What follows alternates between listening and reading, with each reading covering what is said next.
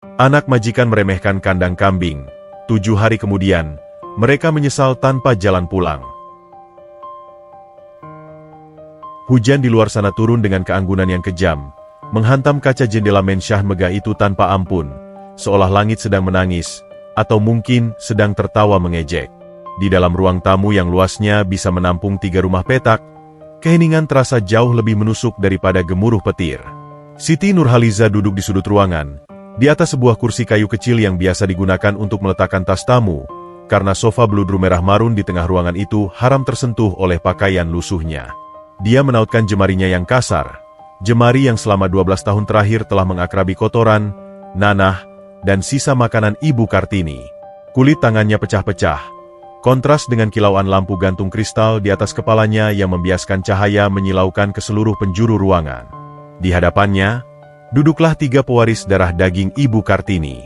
Rendra, si sulung yang tatapannya setajam belati, duduk dengan kaki menyilang, mengetuk-ngetukkan sepatu kulit mahalnya yang mengilap ke lantai marmer.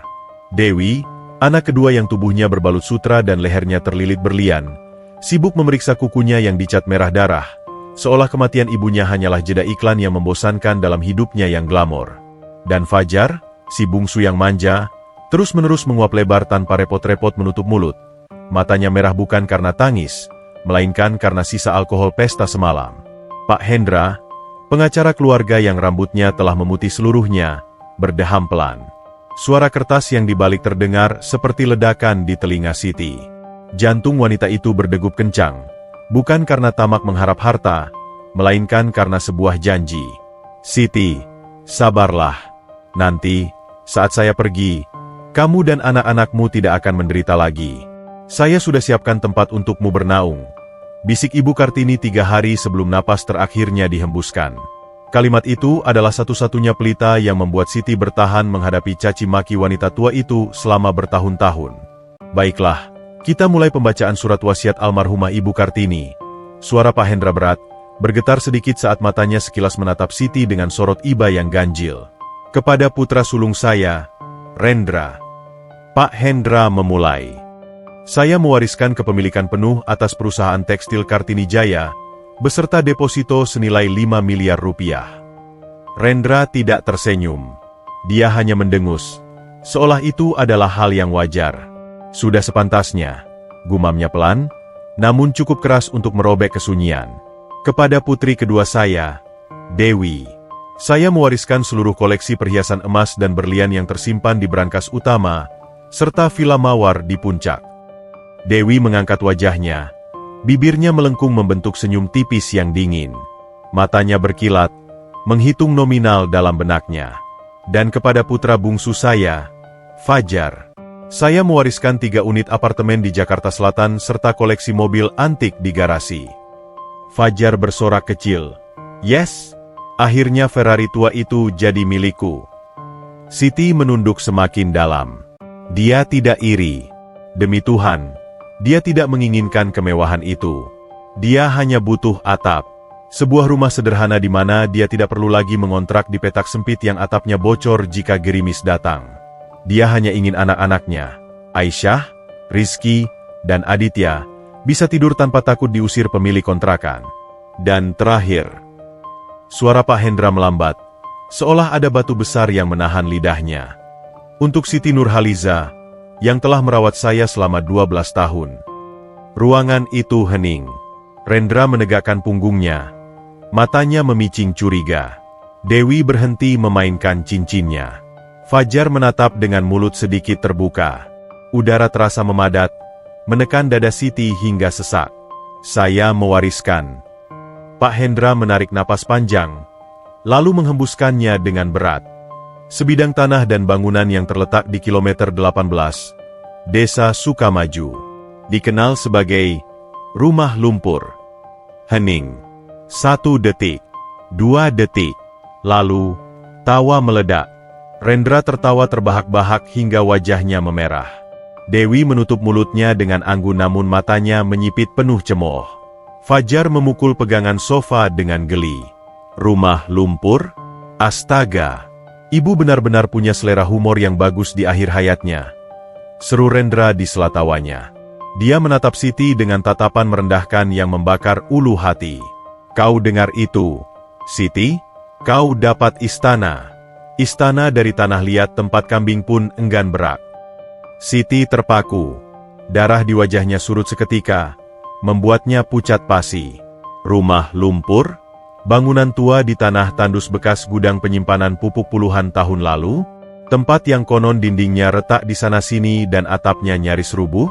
Kenapa, Bu? Kenapa? Batin Siti menjerit. Suaranya pecah di dalam kepalanya sendiri. Saya membersihkan kotoran ibu saat anak-anak ini jijik menyentuh ibu. Saya menyuapi ibu saat tangan ibu gemetar hebat. Saya yang memeluk ibu saat mimpi buruk datang, sementara mereka sibuk berlibur ke Eropa. Inikah harga dari 12 tahun hidup saya? Sebuah gundukan tanah.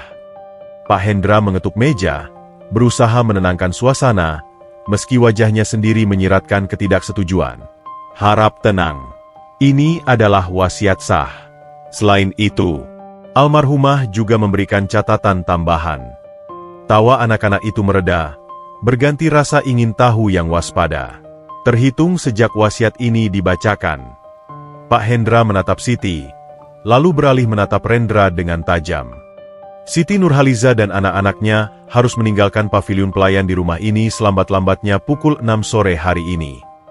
Dunia Siti runtuh. Jam dinding besar berdentang. Pukul 4 sore.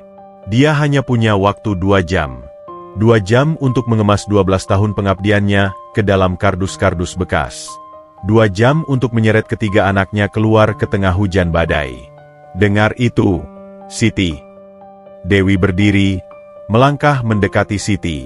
Aroma parfum mahalnya menusuk hidung Siti, kontras dengan bau minyak angin yang menempel di baju Siti.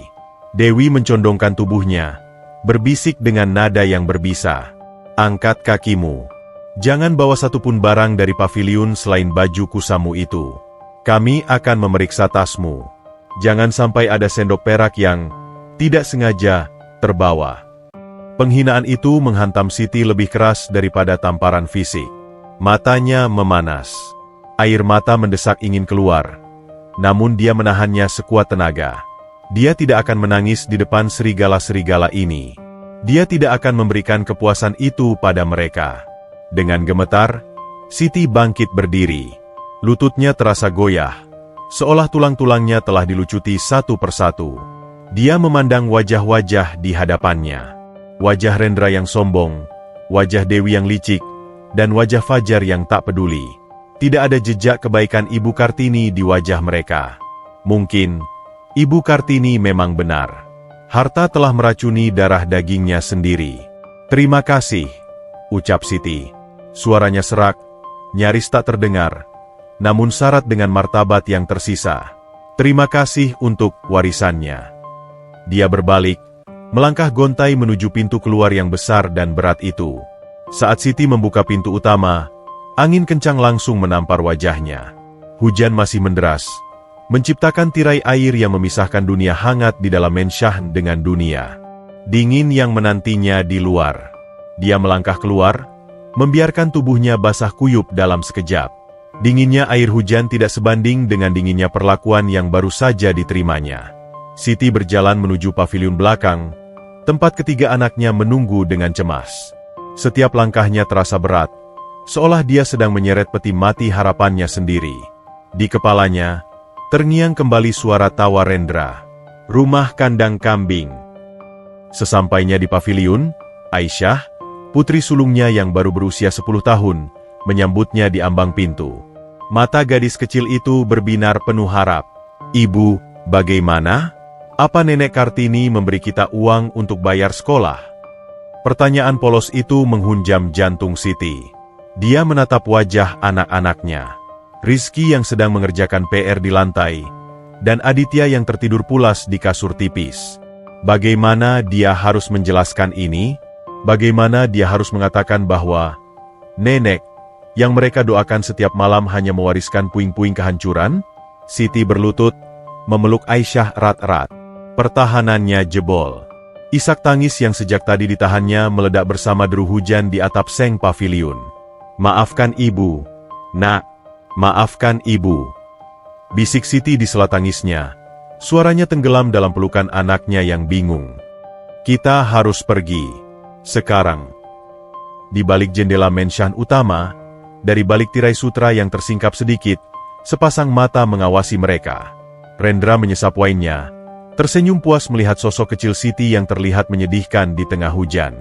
Dia tidak tahu, sama sekali tidak tahu, bahwa di dalam kandang kambing yang dia tertawakan itu, tersimpan rahasia yang kelak akan membalikan nasib mereka semua.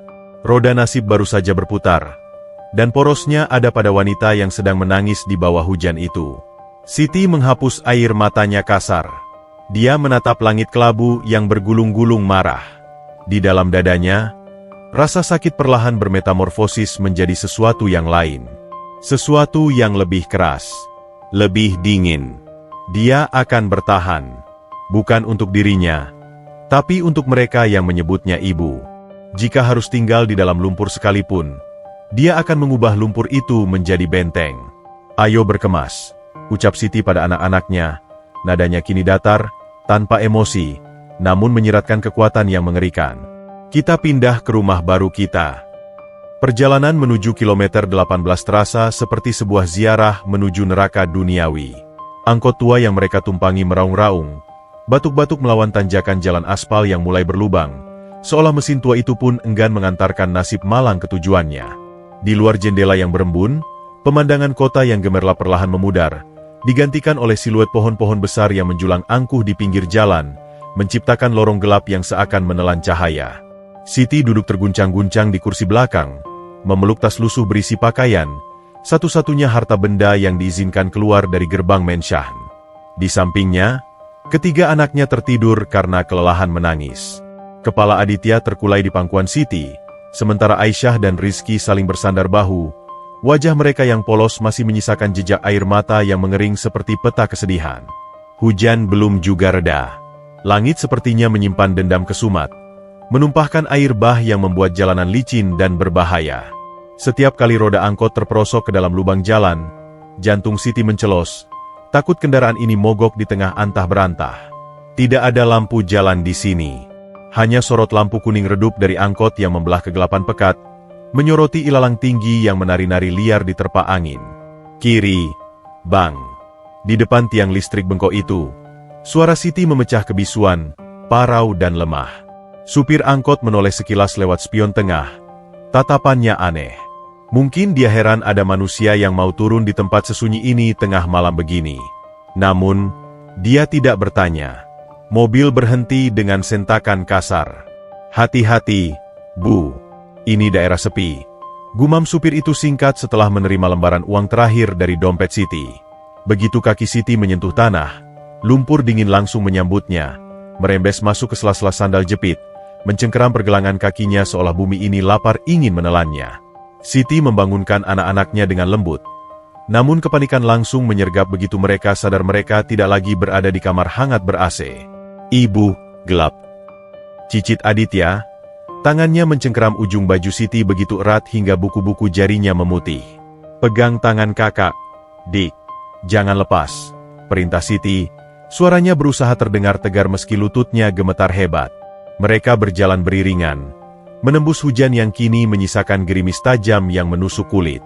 Jalan setapak menuju warisan itu bukanlah jalan, melainkan lorong sempit di antara semak belukar berduri yang tidak terurus. Setiap langkah adalah perjuangan melawan lumpur yang licin. Bunyi serangga malam bersahutan dengan suara gesekan daun, menciptakan simfoni teror yang membuat bulu kuduk berdiri. Dan di sanalah ia berdiri. Di ujung jalan setapak, di bawah bayang-bayang pohon beringin tua yang akarnya menjalar seperti ular raksasa, berdiri sebuah bangunan yang nyaris tak layak disebut rumah. Siti terhenti. Napasnya tercekat di tenggorokan. Bangunan itu lebih mirip bangkai yang ditinggalkan waktu. Dindingnya terbuat dari tanah liat yang dipadatkan, teknik kuno zaman penjajahan. Namun kini permukaannya penuh dengan retakan menganga seperti luka yang tak pernah sembuh. Di beberapa bagian, tanahnya telah terkikis hujan, memperlihatkan kerangka bambu yang rapuh di dalamnya. Atapnya miring drastis ke kiri, genteng-gentengnya berlumut hitam legam, sebagian sudah melorot jatuh ke tanah. Jendelanya hanya berupa lubang persegi yang ditutup papan kayu bekas yang dipaku asal-asalan. Tidak ada listrik. Gelap gulita. Rumah itu tampak seperti mulut gua yang menganga hitam, siap menelan siapa saja yang berani masuk. Ibu, kita tidak akan tinggal di sini, kan? Suara Rizky bergetar, memecah keheningan yang mencekam. Matanya menatap horor pada bangunan di hadapan mereka. Ini rumah hantu, Bu. Kita pulang saja ke rumah Nenek Kartini. Siti memejamkan mata, menelan rasa pahit yang naik ke kerongkongannya. Ini rumah kita sekarang, Nak. Rumah Nenek Kartini sudah bukan tempat kita. Dengan hati yang hancur berkeping-keping, Siti menuntun anak-anaknya mendekat. Dia mendorong pintu depan yang terbuat dari kayu jati tua yang sudah lapuk dimakan rayap. Engselnya berderit nyaring. Suara besi berkarat yang bergesekan seolah menjerit kesakitan, memecah kesunyian malam itu. Aroma itu langsung menyergap mereka. Bau apek, bau tanah basah, bau kotoran tikus, dan bau kesepian yang telah mengendap puluhan tahun. Siti meraba-raba dinding, menyalakan senter kecil dari ponsel jadulnya. Cahaya putih kebiruan itu menyapu ruangan.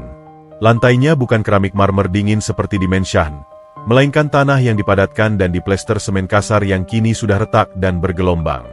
Di sudut-sudut ruangan, sarang laba-laba menggantung tebal seperti tirai hiasan pesta kematian. Ada satu dipan kayu reot di tengah ruangan tanpa kasur. Sebuah meja makan berkaki tiga yang disangga tumpukan batu bata di satu sisinya. Dan lemari pakaian yang pintunya sudah hilang sebelah. Itu saja. Selebihnya hanya debu dan kegelapan. Ya Tuhan! Desis Siti. Kakinya lemas. Dia merosot duduk di atas dipan kayu yang berderit protes menahan berat tubuhnya. Jadi inikah yang dimaksud rumah oleh Ibu Kartini? Inikah balasan untuk malam-malam tanpa tidur menjaga beliau sakit? Inikah hadiah untuk kesetiaan membersihkan muntah dan mengganti popok orang tua? Sebuah gubuk tanah yang bahkan hewan ternak pun mungkin enggan menempatinya? Rasa marah mulai menjalar di dada Siti, panas dan membakar. Dia merasa dikhianati. Bukan karena dia gila harta, tapi karena dia merasa dimanusiakan oleh Ibu Kartini semasa hidup, namun dihinakan begitu rupa saat kematian menjemput. Apa salah saya, Bu? Apa saya kurang tulus? Atau ibu memang sama saja dengan anak-anak ibu?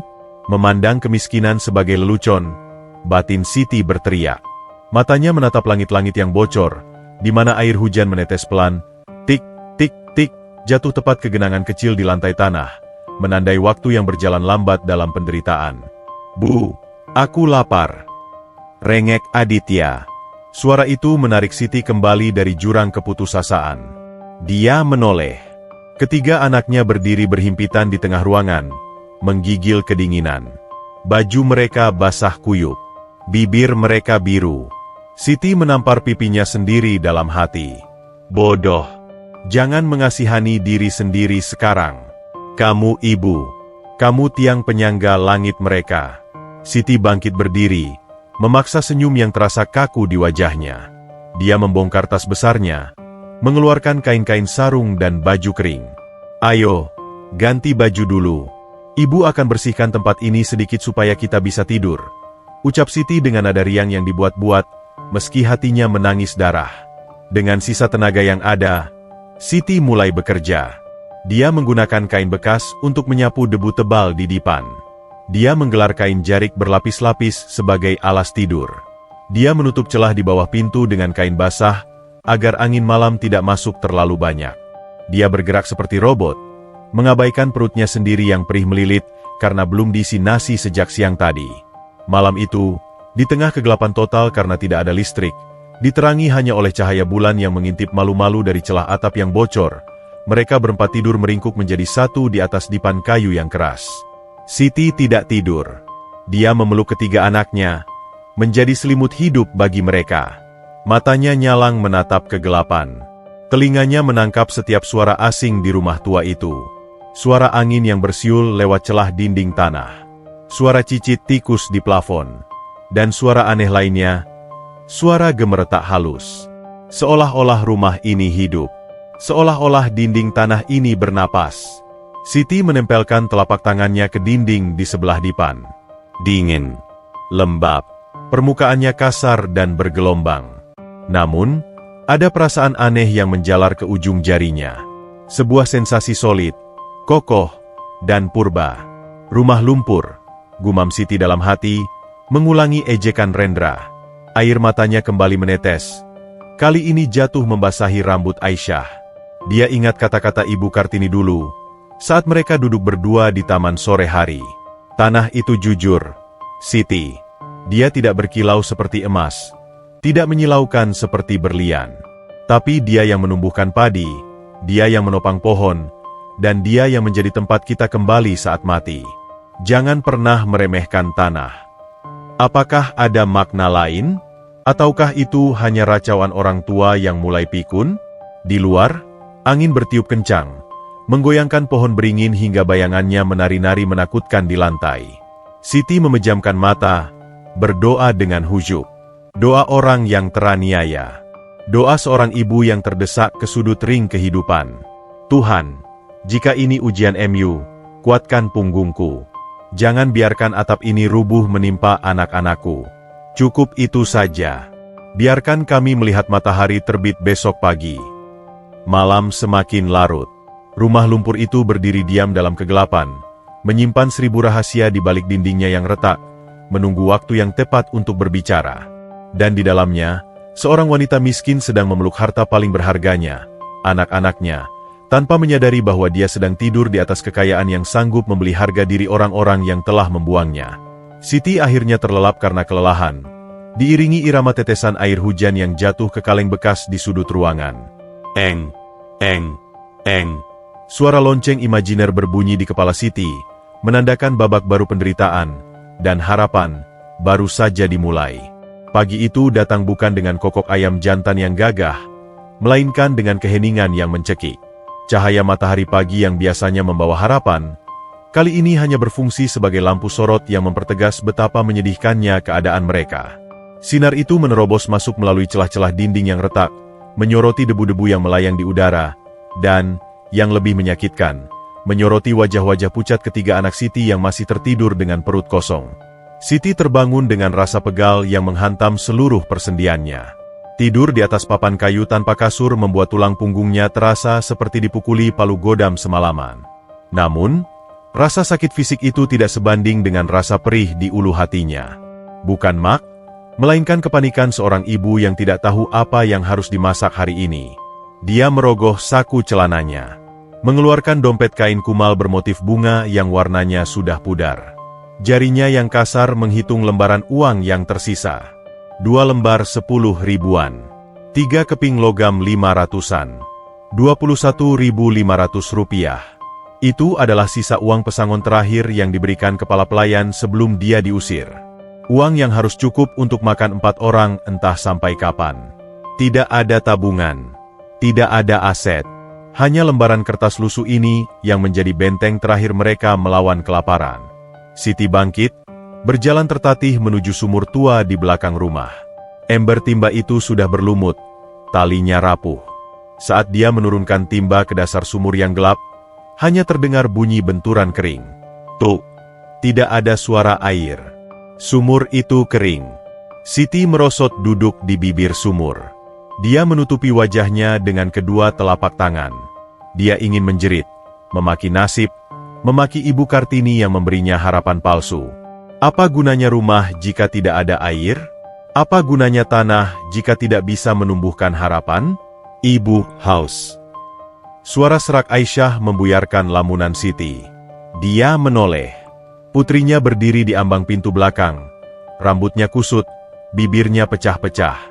Siti menelan ludah yang terasa pahit. Dia harus kuat. Dia harus mencari jalan. Sebentar ya, Nak. Ibu akan beli air galon di warung depan. Kamu jaga adik-adik. Siti bergegas keluar, menembus ilalang yang masih basah oleh embun. Dia berjalan kaki hampir 1 kilometer menuju warung terdekat di pinggir jalan raya. Dengan sisa uang yang ada, dia membeli 1 galon air mineral murah dan 2 bungkus roti tawar. Sisa uangnya tinggal 1.000 rupiah. Saat Siti berjalan kembali menuju rumah lumpur dengan memanggul galon air di bahunya yang ringkih, sebuah suara menderu mendekat dari arah belakang. Suara mesin halus namun bertenaga. Sebuah mobil SUV hitam mengkilap, jenis mobil yang harganya bisa memberi makan satu desa selama setahun, perlahan merayap membelah jalan tanah yang becek. Bannya yang besar melindas lumpur dengan arogansi luar biasa, memuncratkan tanah coklat ke semak-semak di pinggir jalan. Mobil itu berhenti tepat di depan halaman rumah lumpur. Jantung Siti berdegup kencang. Dia menurunkan galon air ke tanah, mengatur napasnya yang memburu. Pintu mobil terbuka. Sepatu kulit pantofel Italia mendarat ragu-ragu di atas tanah becek. Rendra keluar. Dia mengenakan kemeja putih licin tanpa setitik pun noda. Kacamata hitam bertengger di hidungnya. Seolah udara di tempat ini beracun baginya. Dia tidak sendiri. Seorang pria bertubuh gempal dengan tas kerja kulit mengekor di belakangnya. Notaris. Wah. Rendra membuka kacamata hitamnya, menatap gubuk reot di hadapannya dengan tatapan jijik yang tidak ditutup-tutupi. Aku pikir kandang kuda di Villa Puncak sudah jelek. Ternyata ada yang lebih buruk dari itu. Siti berdiri tegak, menyeka keringat di dahinya. Mau apa Den Rendra kesini? Tanyanya. Suaranya berusaha terdengar tegas meski kakinya gemetar. Rendra terkekeh pelan. Dia melangkah hati-hati, menghindari kubangan air, lalu berdiri 2 meter di depan Siti. Jarak aman agar aroma kemiskinan tidak menempel di bajunya. Aku datang sebagai malaikat penyelamatmu, Siti. Ucap Rendra dengan senyum miring yang manis namun berbisa. Aku tidak tega. Semalaman aku tidak bisa tidur memikirkan nasibmu dan anak-anakmu.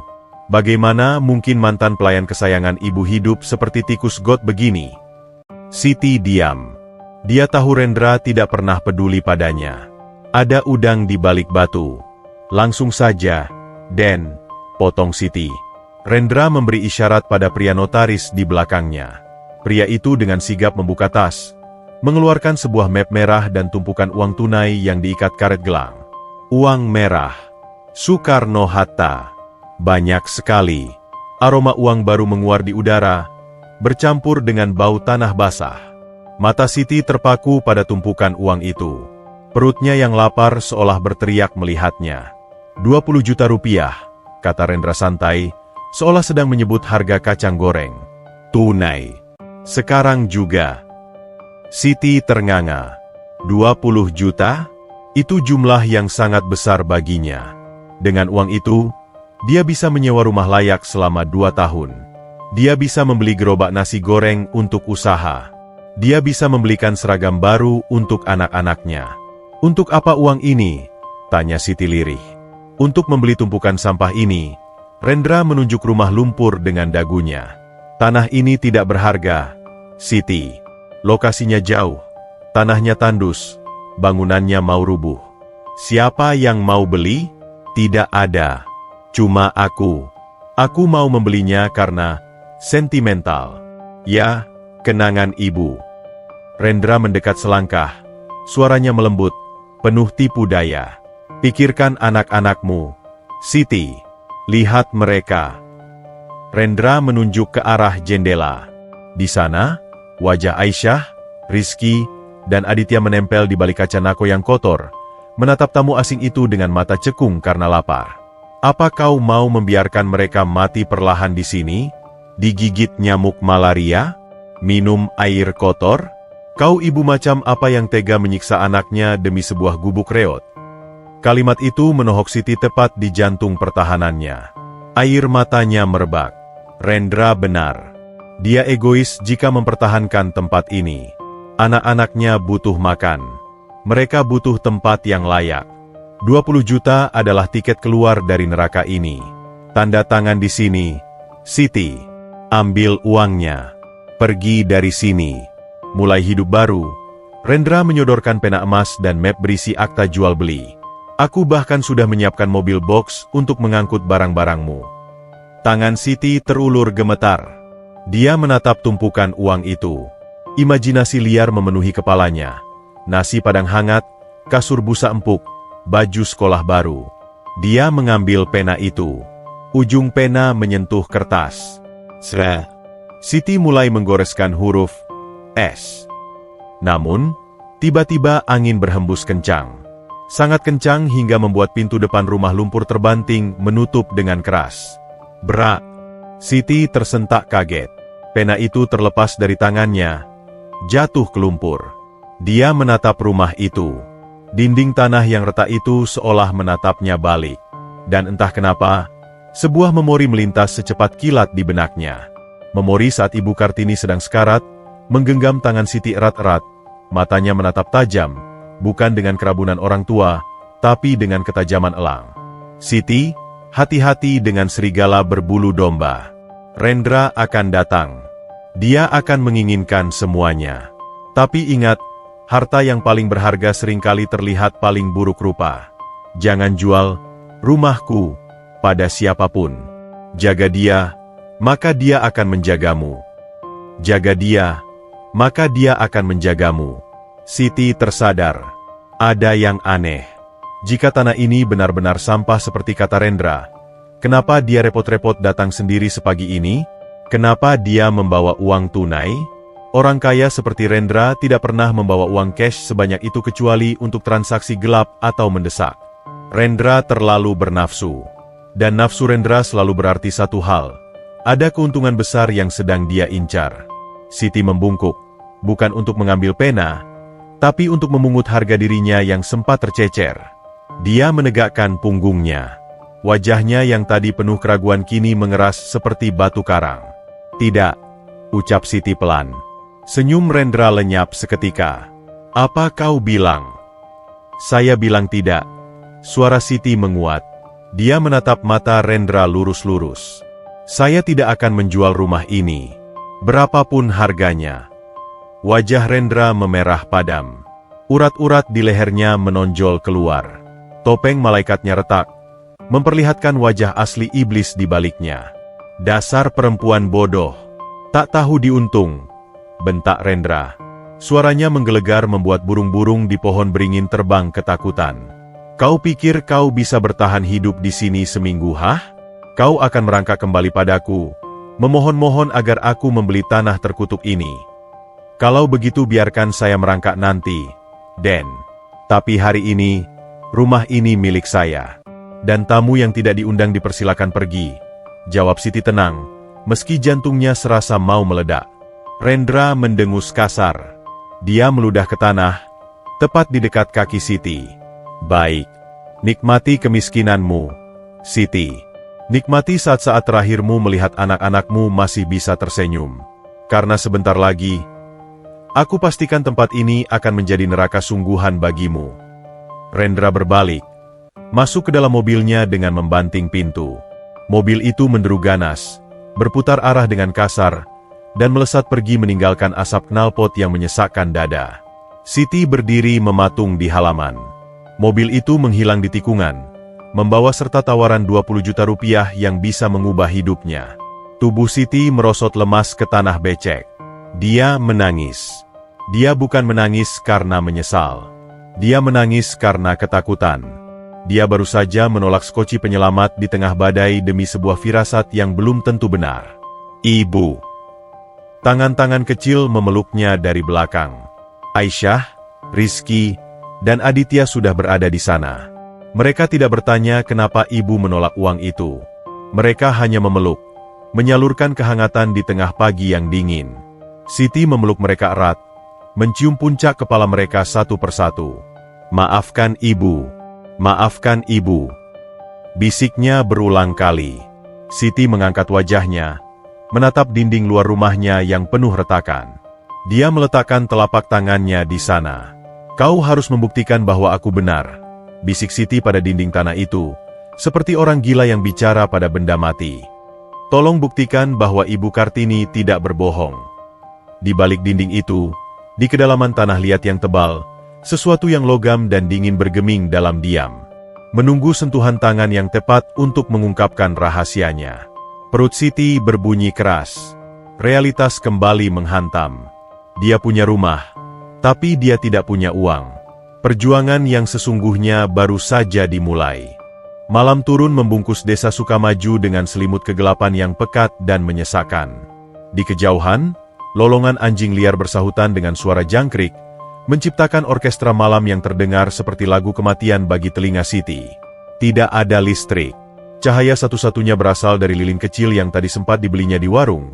Apinya menari-nari lemah tertiup angin yang menerobos masuk dari celah dinding, menciptakan bayangan-bayangan raksasa yang bergerak liar di langit-langit rumah. Siti duduk bersimpuh di lantai tanah yang dingin. Punggungnya menyandar pada dinding yang permukaannya kasar dan bergelombang. Di hadapannya, ketiga anaknya tidur berhimpitan di atas dipan kayu. Napas mereka terdengar berat. Sesekali tersentak kaget dalam tidur. Mungkin terbawa mimpi buruk tentang pengusiran tadi sore. Perut Siti melilit hebat. Rasa lapar itu bukan lagi sekadar perih, melainkan rasa sakit yang menggigit. Seolah ada tangan tak kasat mata yang meremas lambungnya. Roti tawar yang dibelinya tadi pagi sudah habis dibagi rata untuk ketiga anaknya. Siti hanya meminum air putih untuk mengganjal perut, menipu tubuhnya sendiri agar tetap bisa berdiri tegak. Di tengah kesunyian itu, penyesalan mulai merayap naik seperti ular berbisa, melilit lehernya, mencekik logikanya. Bayangan uang 20 juta rupiah yang ditawarkan Rendra tadi pagi kembali menari-nari di pelupuk matanya. Tumpukan uang merah yang tebal. Aroma kertas baru yang memabukkan. Bodoh. Kamu bodoh, Siti. Rutuk batinnya, memaki dirinya sendiri dengan kejam. Demi sebuah firasat gila. Kamu mengorbankan anak-anakmu? Apa yang kamu pikirkan? Harga diri tidak bisa dimakan. Kehormatan tidak bisa membeli beras. Air mata Siti menetes lagi. Kali ini bukan air mata sedih, tapi air mata frustrasi. Dia merasa gagal. Dia merasa telah membuat keputusan paling tolol dalam hidupnya. Jika saja dia menerima uang itu, malam ini mereka mungkin sudah tidur di losmen murah yang hangat, makan nasi goreng panas, dan tidak perlu ketakutan mendengar suara atap yang berkerit ditiup angin. Siti memukul kepalanya sendiri pelan, lalu memukul paha, dan akhirnya, dalam puncak kemarahannya, dia memukulkan kepalan tangannya ke dinding di belakangnya. Buk! Kulit bukunya lecet terkena permukaan tanah liat yang keras. Siti terisak pelan, menyandarkan kepalanya ke dinding itu. Maafkan aku, Bu Kartini. Aku tidak sanggup. Aku menyerah. Bisiknya parau. Besok aku akan cari Rendra. Aku akan jual rumah ini. Dia memukul dinding itu lagi dengan punggung tangannya. Kali ini lebih lemah, lebih pasrah. Oh! Siti terdiam. Tangisnya berhenti seketika. Dia mengernyitkan dahi. Suara itu. Dia menegakkan tubuhnya, mendekatkan telinganya ke bagian dinding yang baru saja dipukulnya. Dia mengetuknya lagi dengan jari telunjuk. Oh! Oh! Suaranya berbeda. Bagian dinding lain berbunyi buk, suara pada tanah liat yang tebal. Tapi di titik ini, tepat di sebelah bahu kirinya tadi, suaranya terdengar lebih nyaring. Lebih kosong. Ada rongga di sana. Atau ada sesuatu yang bukan tanah di baliknya. Jantung Siti mulai berpacu lebih cepat, memompa adrenalin yang mengusir rasa kantuk dan lapar. Dia mengambil lilin yang nyaris habis, mendekatkannya ke permukaan dinding. Cahaya oranye redup menyinari tekstur dinding tanah itu. Ada sebuah retakan halus, nyaris tak terlihat, yang membentuk pola persegi panjang samar tertutup lapisan lumpur kering. Dengan tangan gemetar, Siti mulai mengorek retakan itu dengan kukunya. Tanah liat kering itu rontok sedikit demi sedikit, menjadi serpihan debu yang mengotori lantai. Kuku Siti terasa perih, tanah masuk ke sela-sela dagingnya, tapi dia tidak peduli. Rasa penasaran yang ganjil menguasainya. Tanah itu keras, tapi rapuh dimakan usia. Siti butuh alat. Matanya menyapu ruangan, mencari sesuatu yang tajam.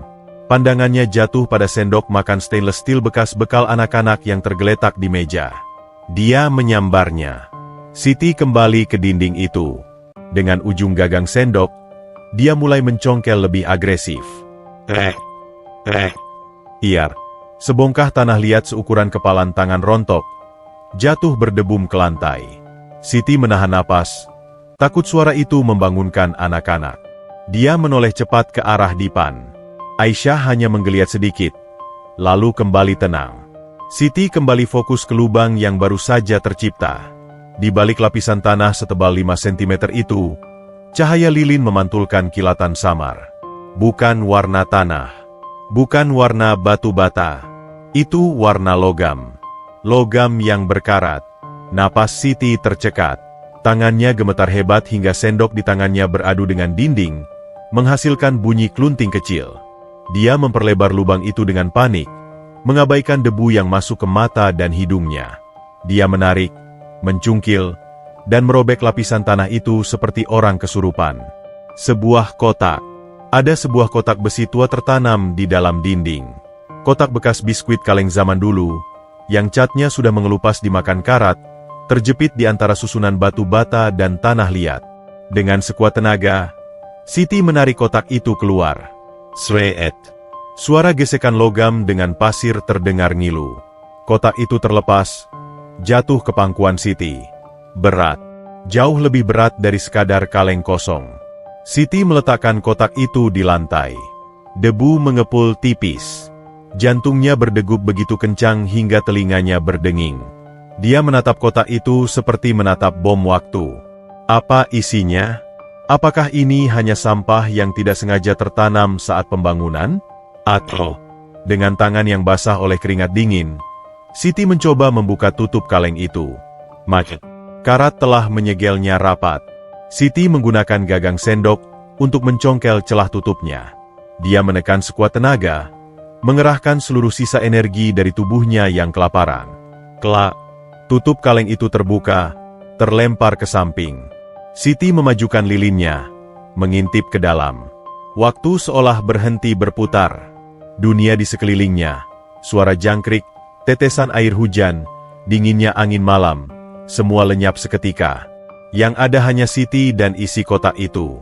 Di dalam kotak besi berkarat itu, terbungkus rapi dengan kain beludru merah yang sudah kusam, terdapat tumpukan benda yang membuat mata Siti terbelalak nyaris keluar. Bukan uang kertas, melainkan batangan-batangan kuning mengkilap.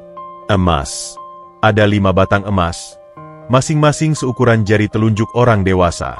Di bawahnya, terdapat tumpukan perhiasan kuno, kalung mutiara, gelang keroncong tebal, dan cincin bermata batu delima yang berkilauan misterius ditimpa cahaya lilin.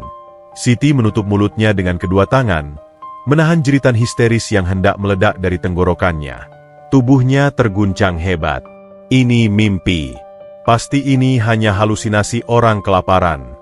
Dia memberanikan diri menyentuh salah satu batang emas itu. Dingin. Berat. Nyata. Di atas tumpukan harta karun itu, tergeletak sebuah amplop putih yang sudah menguning, tersegel dengan lilin merah. Di depannya tertulis dengan tulisan tangan tegak bersambung yang sangat dia kenal. Tulisan tangan yang sering dia lihat di daftar belanja atau catatan obat. Untuk Siti Nurhaliza.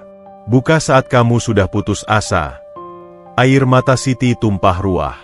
Bukan lagi tangis kesedihan, melainkan tangis keterkejutan yang mengguncang jiwa. Dengan tangan gemetar, dia merobek amplop itu. Mengeluarkan secari kertas surat beraroma lavender, aroma khas Ibu Kartini. Siti mendekatkan kertas itu ke lilin, membaca setiap kata yang tertulis di sana. Seolah-olah suara Ibu Kartini yang tegas namun rapuh sedang berbisik langsung di telinganya. Siti, anakku yang baik, jika kamu membaca surat ini, berarti kamu sudah sampai di titik nadirmu. Kamu pasti sedang menangis, kelaparan, dan mengutukku karena memberimu gubuk tanah ini. Maafkan ibu, nak. Ibu tahu anak-anak ibu sendiri. Rendra serakah, Dewi boros, Fajar tidak punya pendirian. Jika ibu memberimu uang tunai atau rumah bagus dalam wasiat, mereka akan merebutnya darimu dalam sekejap. Mereka punya pengacara, mereka punya kekuasaan. Kamu akan kalah, Siti. Satu-satunya cara melindungi masa depanmu adalah dengan menyembunyikannya di tempat yang paling mereka benci, kemiskinan. Mereka jijik pada tanah, mereka jijik pada lumpur. Karena itulah, harta ini aman di sini. Rumah ini bukan sekadar rumah, Siti. Dinding ini adalah brankas. Setiap 1 meter dinding di ruang tengah, tersimpan jerih payah luhur ibu yang ibu selamatkan dari ketamakan almarhum suami ibu dan anak-anak ibu. Ini baru permulaan. Ketuklah dinding lainnya. Cari di bawah lantai dapur. Ambil semuanya. Ini hakmu. Ini upahmu menggantikan posisi mereka sebagai anak yang berbakti. Tapi ingat, Siti, hati-hati. Emas bisa mengundang iblis. Jangan sampai ada yang tahu, terutama Rendra. Jadilah pintar. Jadilah kuat. Tertanda, Ibu Kartini. Siti mendekap surat itu ke dadanya, meringkuk mencium lantai tanah, bersujud syukur sambil tergugu hebat. Isak tangisnya tertahan, menciptakan suara uhuk-uhuk yang memilukan. Dia merasa berdosa telah meragukan majikannya. Dia merasa kecil di hadapan kebijaksanaan wanita tua yang selama ini dianggapnya hanya majikan yang rewel. Ibu Kartini telah merancang semua ini. Sandiwara wasiat yang kejam, penghinaan di depan umum, semuanya adalah skenario jenius untuk menyelamatkan harta ini agar jatuh ke tangan orang yang benar-benar layak. Terima kasih, Bu. Terima kasih. Bisik Siti di lantai tanah yang kini terasa seperti permadani surga baginya. Siti mengangkat wajahnya, menatap sekeliling ruangan remang-remang itu. Pandangannya kini berubah total. Dinding-dinding tanah yang retak dan jelek itu tidak lagi terlihat seperti sampah. Retakan-retakan itu bukan tanda kerusakan, melainkan peta harta karun. Setiap inci dari rumah ini adalah emas yang tersembunyi dalam balutan kesederhanaan. Siti menoleh ke arah kotak besi itu lagi. 5 batang emas. Perhiasan kuno. Nilainya pasti ratusan juta, mungkin miliaran. Cukup untuk membeli mulut Rendra yang sombong. Cukup untuk menyekolahkan Aisyah, Rizky, dan Aditya sampai sarjana. Cukup untuk memastikan tidak ada lagi yang berani menghina mereka. Namun, peringatan di surat itu terngiang keras. Hati-hati. Emas bisa mengundang iblis. Siti segera memasukkan kembali emas dan perhiasan itu ke dalam kaleng. Dia menutupnya rapat. Dia tahu dia tidak bisa tidur malam ini. Rahasia ini terlalu besar, terlalu berat. Dia menatap dinding-dinding lain di sekelilingnya. Jika satu kotak saja berisi sebanyak ini, apa yang ada di balik dinding sisi utara? Di balik dinding kamar tidur? Di bawah lantai dapur? Rumah ini bukan rumah lumpur. Ini adalah ban yang menyamar menjadi gubuk. Siti meniup lilin hingga padam. Dalam kegelapan total, matanya berkilat tajam. Rasa lapar di perutnya mendadak hilang, digantikan oleh rasa kenyang akan harapan. Dia memeluk kotak besi itu erat-erat dalam dekapan tidurnya, seolah memeluk masa depan anak-anaknya. Di luar, angin masih menderu, tapi Siti tidak lagi merasa dingin. Karena dia tahu, dia sedang tidur di dalam tumpukan emas. Dan besok, perburuan yang sesungguhnya baru akan dimulai. Matahari baru saja merangkak naik, menyibak kabut tipis yang menyelimuti desa Sukamaju. Namun bagi Siti, pagi ini terasa berbeda. Cahaya yang masuk melalui celah dinding bukan lagi sekadar sinar yang menyoroti kemiskinan, melainkan lampu sorot yang mengancam akan membongkar panggung sandiwaranya. Siti terbangun dengan jantung yang masih berdegup kencang, sisa adrenalin dari penemuan semalam yang belum juga surut. Dia melirik ke bawah dipan kayu, tempat dia menyembunyikan kotak kaleng biskuit itu di balik tumpukan kain jari kumal. Benda itu ada di sana. Diam. Dingin. Namun, auranya seolah memancarkan panas yang membakar punggung Siti. Anak-anak mulai menggeliat bangun. Rizky mengucek matanya. Perutnya berbunyi nyaring. Alarm alami yang menandakan realitas kejam masih mencengkeram mereka. Bu, lapar. Gumam bocah itu. Matanya masih terpejam setengah. Siti menelan ludah. Di bawah dipan itu ada emas yang nilainya bisa membeli seluruh isi warung nasi di desa ini, bahkan warungnya sekalian. Tapi dia tidak bisa menggunakannya. Belum. Satu lembar uang baru yang mencurigakan keluar dari tangannya, dan kabar akan menyebar seperti api di ladang kering sampai ke telinga Rendra. Sabar ya, nak. Ibu rebuskan singkong yang tumbuh di belakang rumah. Kita sarapan singkong rebus gula merah hari ini, ucap Siti dengan nada riang yang dipaksakan, menyembunyikan getar ketakutan dalam suaranya. Siti harus bermain cantik. Dia harus tetap terlihat miskin. Dia harus tetap terlihat menderita. Sepanjang pagi itu, Siti bergerak seperti bayangan. Setelah anak-anak bermain di halaman mengejar capung, tawa mereka adalah satu-satunya musik yang menenangkan di tempat suram ini. Siti memulai operasinya. Dia menutup pintu depan, mengganjalnya dengan balok kayu. Jendela-jendela dia tutup rapat dengan kain sarung, membiarkan ruangan menjadi remang-remang. Dia tidak ingin ada mata tetangga yang mengintip, Atau mata-mata Rendra yang mungkin bersembunyi di balik semak. Siti memegang sendok makan yang ujungnya sudah bengkok, senjata andalannya. Dia memulai dari ruang tengah, tempat dia menemukan kotak pertama. Dia mengetuk dinding di sebelahnya. Padat. Dia geser 50 cm ke kanan. Padat. Dia bergeser lagi, kali ini mendekati kusen jendela yang lapuk. Suara itu, gema kosong yang merdu. Napas Siti tertahan. Dia menoleh cepat ke arah pintu, memastikan anak-anak tidak masuk. Aman. Dengan gerakan cepat dan efisien, dia mulai mengorek tanah liat itu. Debu halus beterbangan, menyesakkan napas, menempel di rambut dan bulu matanya, mengubahnya menjadi patung lumpur hidup. Lapisan tanah itu rontok, dan di sanalah ia. Sebuah bungkusan plastik tebal berwarna hitam, disesalkan ke dalam rongga dinding yang dibuat dengan presisi.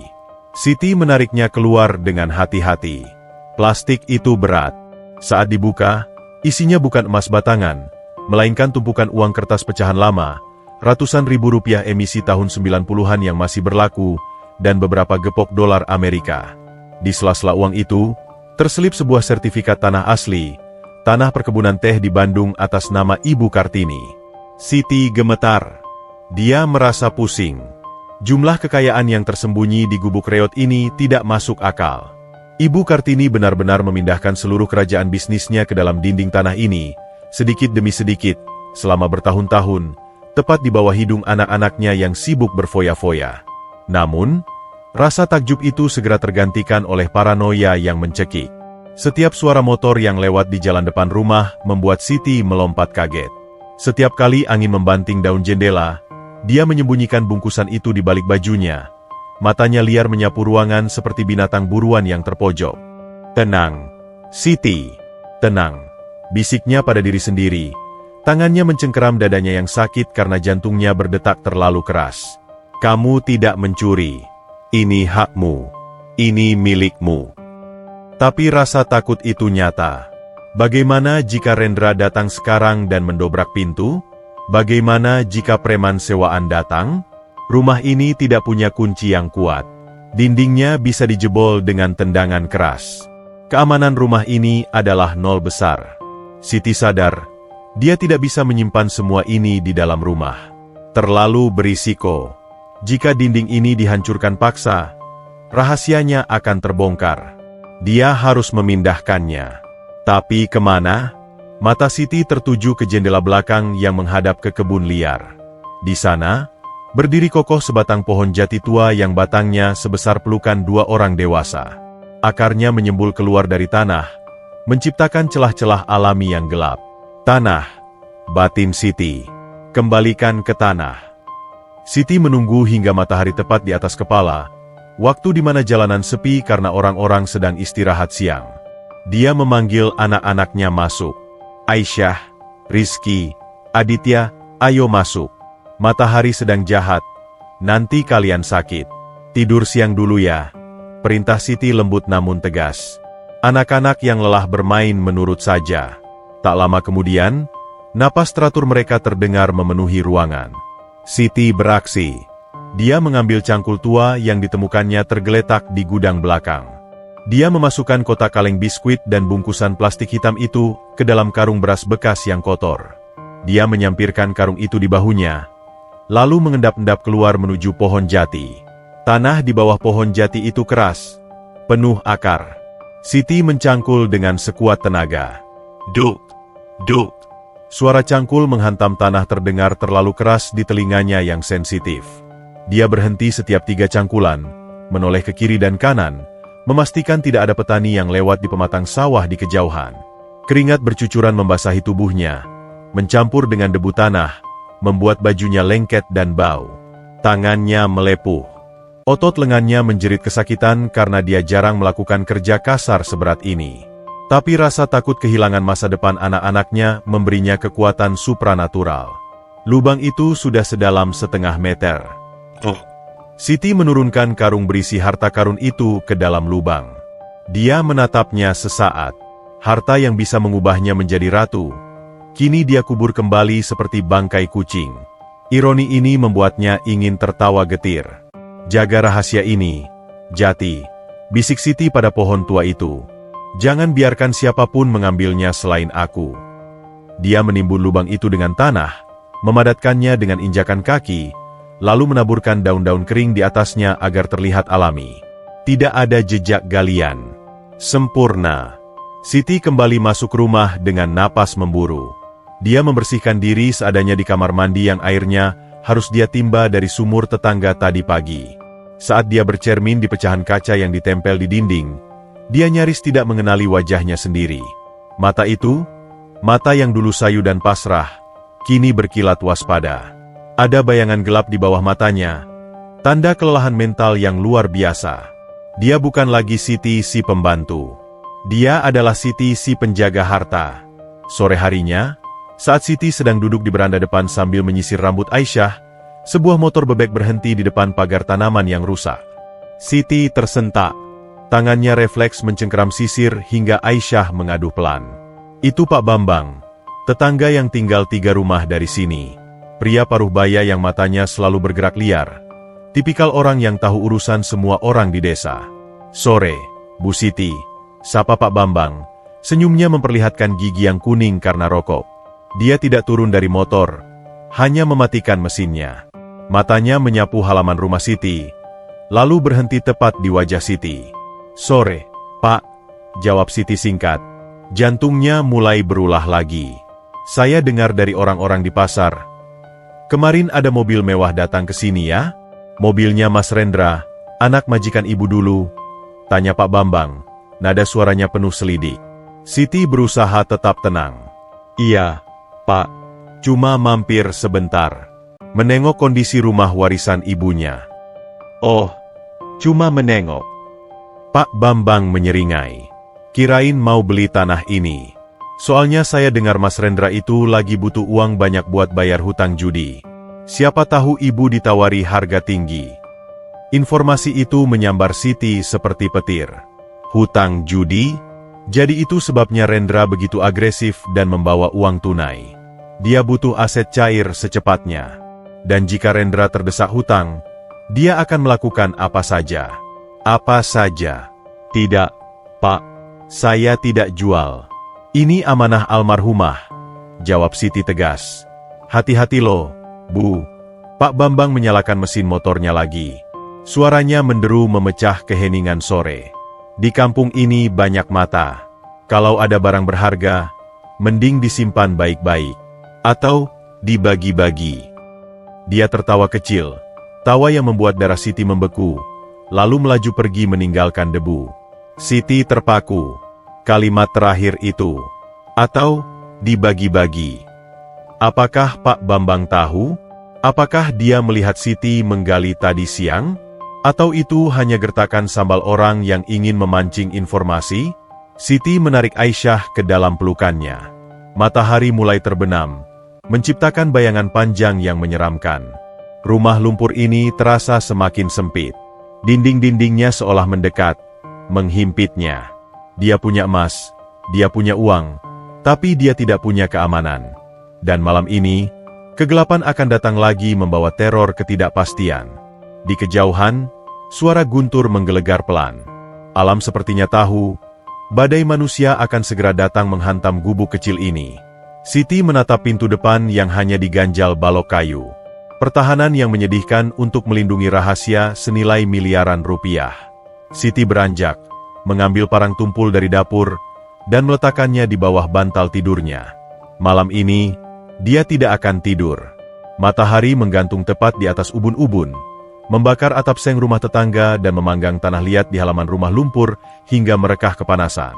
Udara siang itu diam, mati, tanpa hembusan angin sedikit pun. Daun-daun pohon jati di belakang rumah merunduk layu, seolah tunduk pada tirani kemarau yang datang lebih awal. Siti sedang menjemur pakaian di tali jemuran yang diikatkan di antara 2 batang pohon pepaya. Tangannya yang basah dan keriput bergerak mekanis, memeras baju seragam sekolah Rizky yang sudah mulai kuning di bagian kerahnya. Pikirannya, bagaimanapun, tidak berada di sana. Pikirannya terkubur di bawah akar pohon jati, menjaga harta karun yang kini menjadi jantung kedua baginya.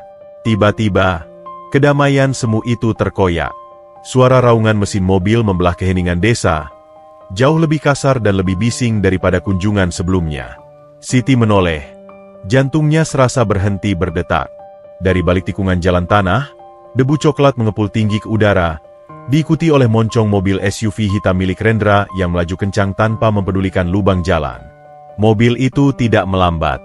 Dia menerjang gundukan tanah di depan halaman, bannya mencicit memekakan telinga saat direm paksa tepat 2 meter dari tempat Siti berdiri. Debu tebal langsung menyergap wajah Siti, membuatnya terbatuk-batuk, matanya perih kelilipan pasir. Pintu pengemudi terbanting terbuka dengan kasar. Rendra keluar. Tapi kali ini, dia bukan Rendra yang rapi dan wangi seperti kemarin. Kemeja putih mahalnya terlihat kusut di bagian pinggang, lengan bajunya digulung asal-asalan, dan rambutnya yang biasanya tertata klimis kini acak-acakan. Wajahnya merah padam, dibanjiri keringat, dan mata itu merah menyala, liar, dan penuh dengan kepanikan yang berbahaya. Dia tidak membawa notaris. Dia datang sendiri, seperti binatang buas yang terpojok dan siap menggigit siapa saja. "Siti, di mana kau? Perempuan sialan!" Teriakan Rendra menggelegar, membuat burung-burung gereja di atap rumah beterbangan ketakutan. Siti meletakkan ember cuciannya perlahan. Dia menarik napas panjang, mengumpulkan sisa-sisa keberanian yang dia miliki. Dia ingat emas di dalam tanah. Dia ingat uang di dalam kaleng. Dia bukan lagi pembantu yang bisa dibentak-bentak. Dia adalah pemilik tanah ini. "Saya di sini, Den. Tidak perlu teriak-teriak. Ini kampung orang," jawab Siti. Suaranya terdengar tenang, kontras dengan gemuruh ketakutan di dadanya. Rendra melangkah lebar mendekati Siti. Sepatunya menginjak-injak tanaman cabai yang baru saja Siti tanam kemarin sore hingga hancur. Dia berhenti tepat di depan wajah Siti. Napasnya memburu, bau alkohol dan rokok menguar kuat dari mulutnya. "Jangan ceramahi aku soal sopan santun, babu," desis Rendra, telunjuknya menuding tepat di hidung Siti. "Aku tidak punya banyak waktu untuk bermain sandiwara, orang miskin yang tegar, bersamamu." Dia merogoh saku celananya dengan kasar, mengeluarkan sebuah amplop coklat tebal dan melemparkannya ke dada Siti. Amplop itu jatuh ke tanah becek, tepat di sela-sela sandal jepit Siti. "50 juta, ucap Rendra, suaranya bergetar menahan amarah. "Itu tawaran terakhirku. 50 juta rupiah tunai.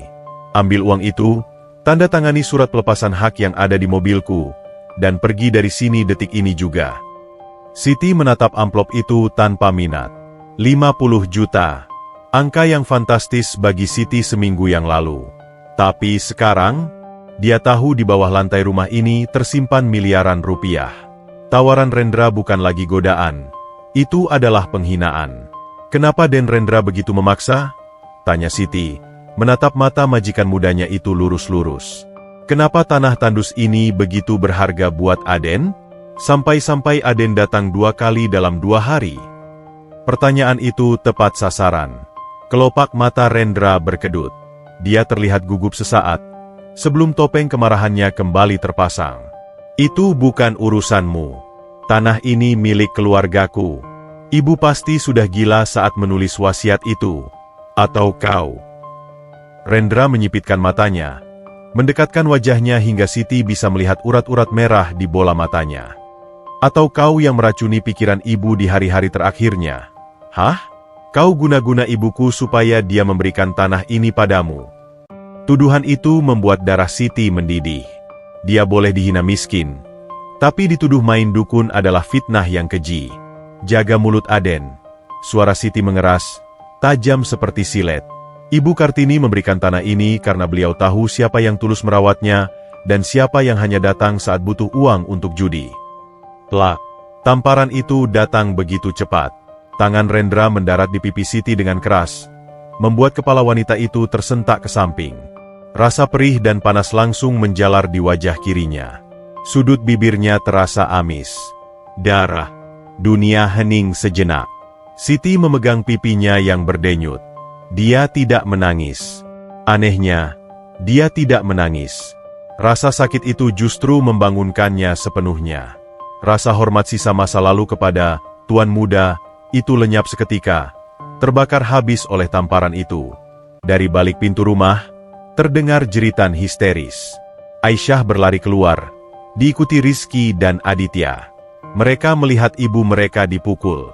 "Jangan pukul ibu!" teriak Rizky. Bocah laki-laki berusia 8 tahun itu berlari menerjang kaki Rendra, memukuli paha pria dewasa itu dengan tangan kecilnya yang lemah. "Minggir, tikus kecil!" Rendra mengibaskan kakinya, membuat Rizky terjerembab ke tanah lumpur. Siti meraung. Naluri induknya mengambil alih. Dia melompat, bukan untuk menyerang, tapi untuk melindungi anaknya. Dia memeluk Rizky, lalu berdiri tegak, merentangkan tangannya melindungi ketiga anaknya di belakang punggungnya. Matanya kini tidak lagi menyiratkan ketakutan, melainkan tatapan membunuh seorang singa betina yang sarangnya diusik.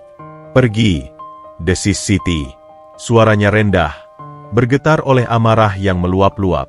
Rendra tertawa, tawa yang kering, hampa, dan gila. Dia menyisir rambutnya ke belakang dengan tangan yang gemetar.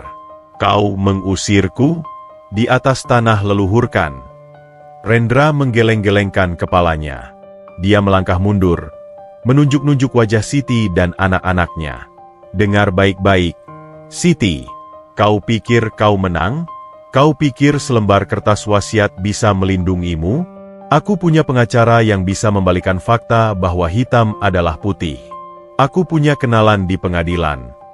Rendra mengambil kembali amplop uang yang tadi dilemparnya ke tanah. Dia menepuk-nepuk amplop itu ke telapak tangannya. 50 juta ini hangus. Tawaran damai sudah berakhir. Sekarang kita main cara kasar. Dia berjalan mundur menuju mobilnya. Matanya tak lepas menatap gubuk reot di belakang Siti. Tatapannya seolah sedang menelanjangi struktur bangunan itu, mencari titik lemah untuk menghancurkannya. "Aku akan menuntut pembatalan wasiat. Aku akan buktikan kau memanipulasi ibu saat dia pikun. Dan kalau hukum terlalu lambat." Rendra berhenti di samping pintu mobilnya, menyeringai kejam. "Kebakaran sering terjadi di musim kemarau seperti ini, Siti. Rumah dari tanah dan kayu kering, sangat mudah terbakar." Ancaman itu menggantung di udara, berat dan mencekik. Siti terpaku.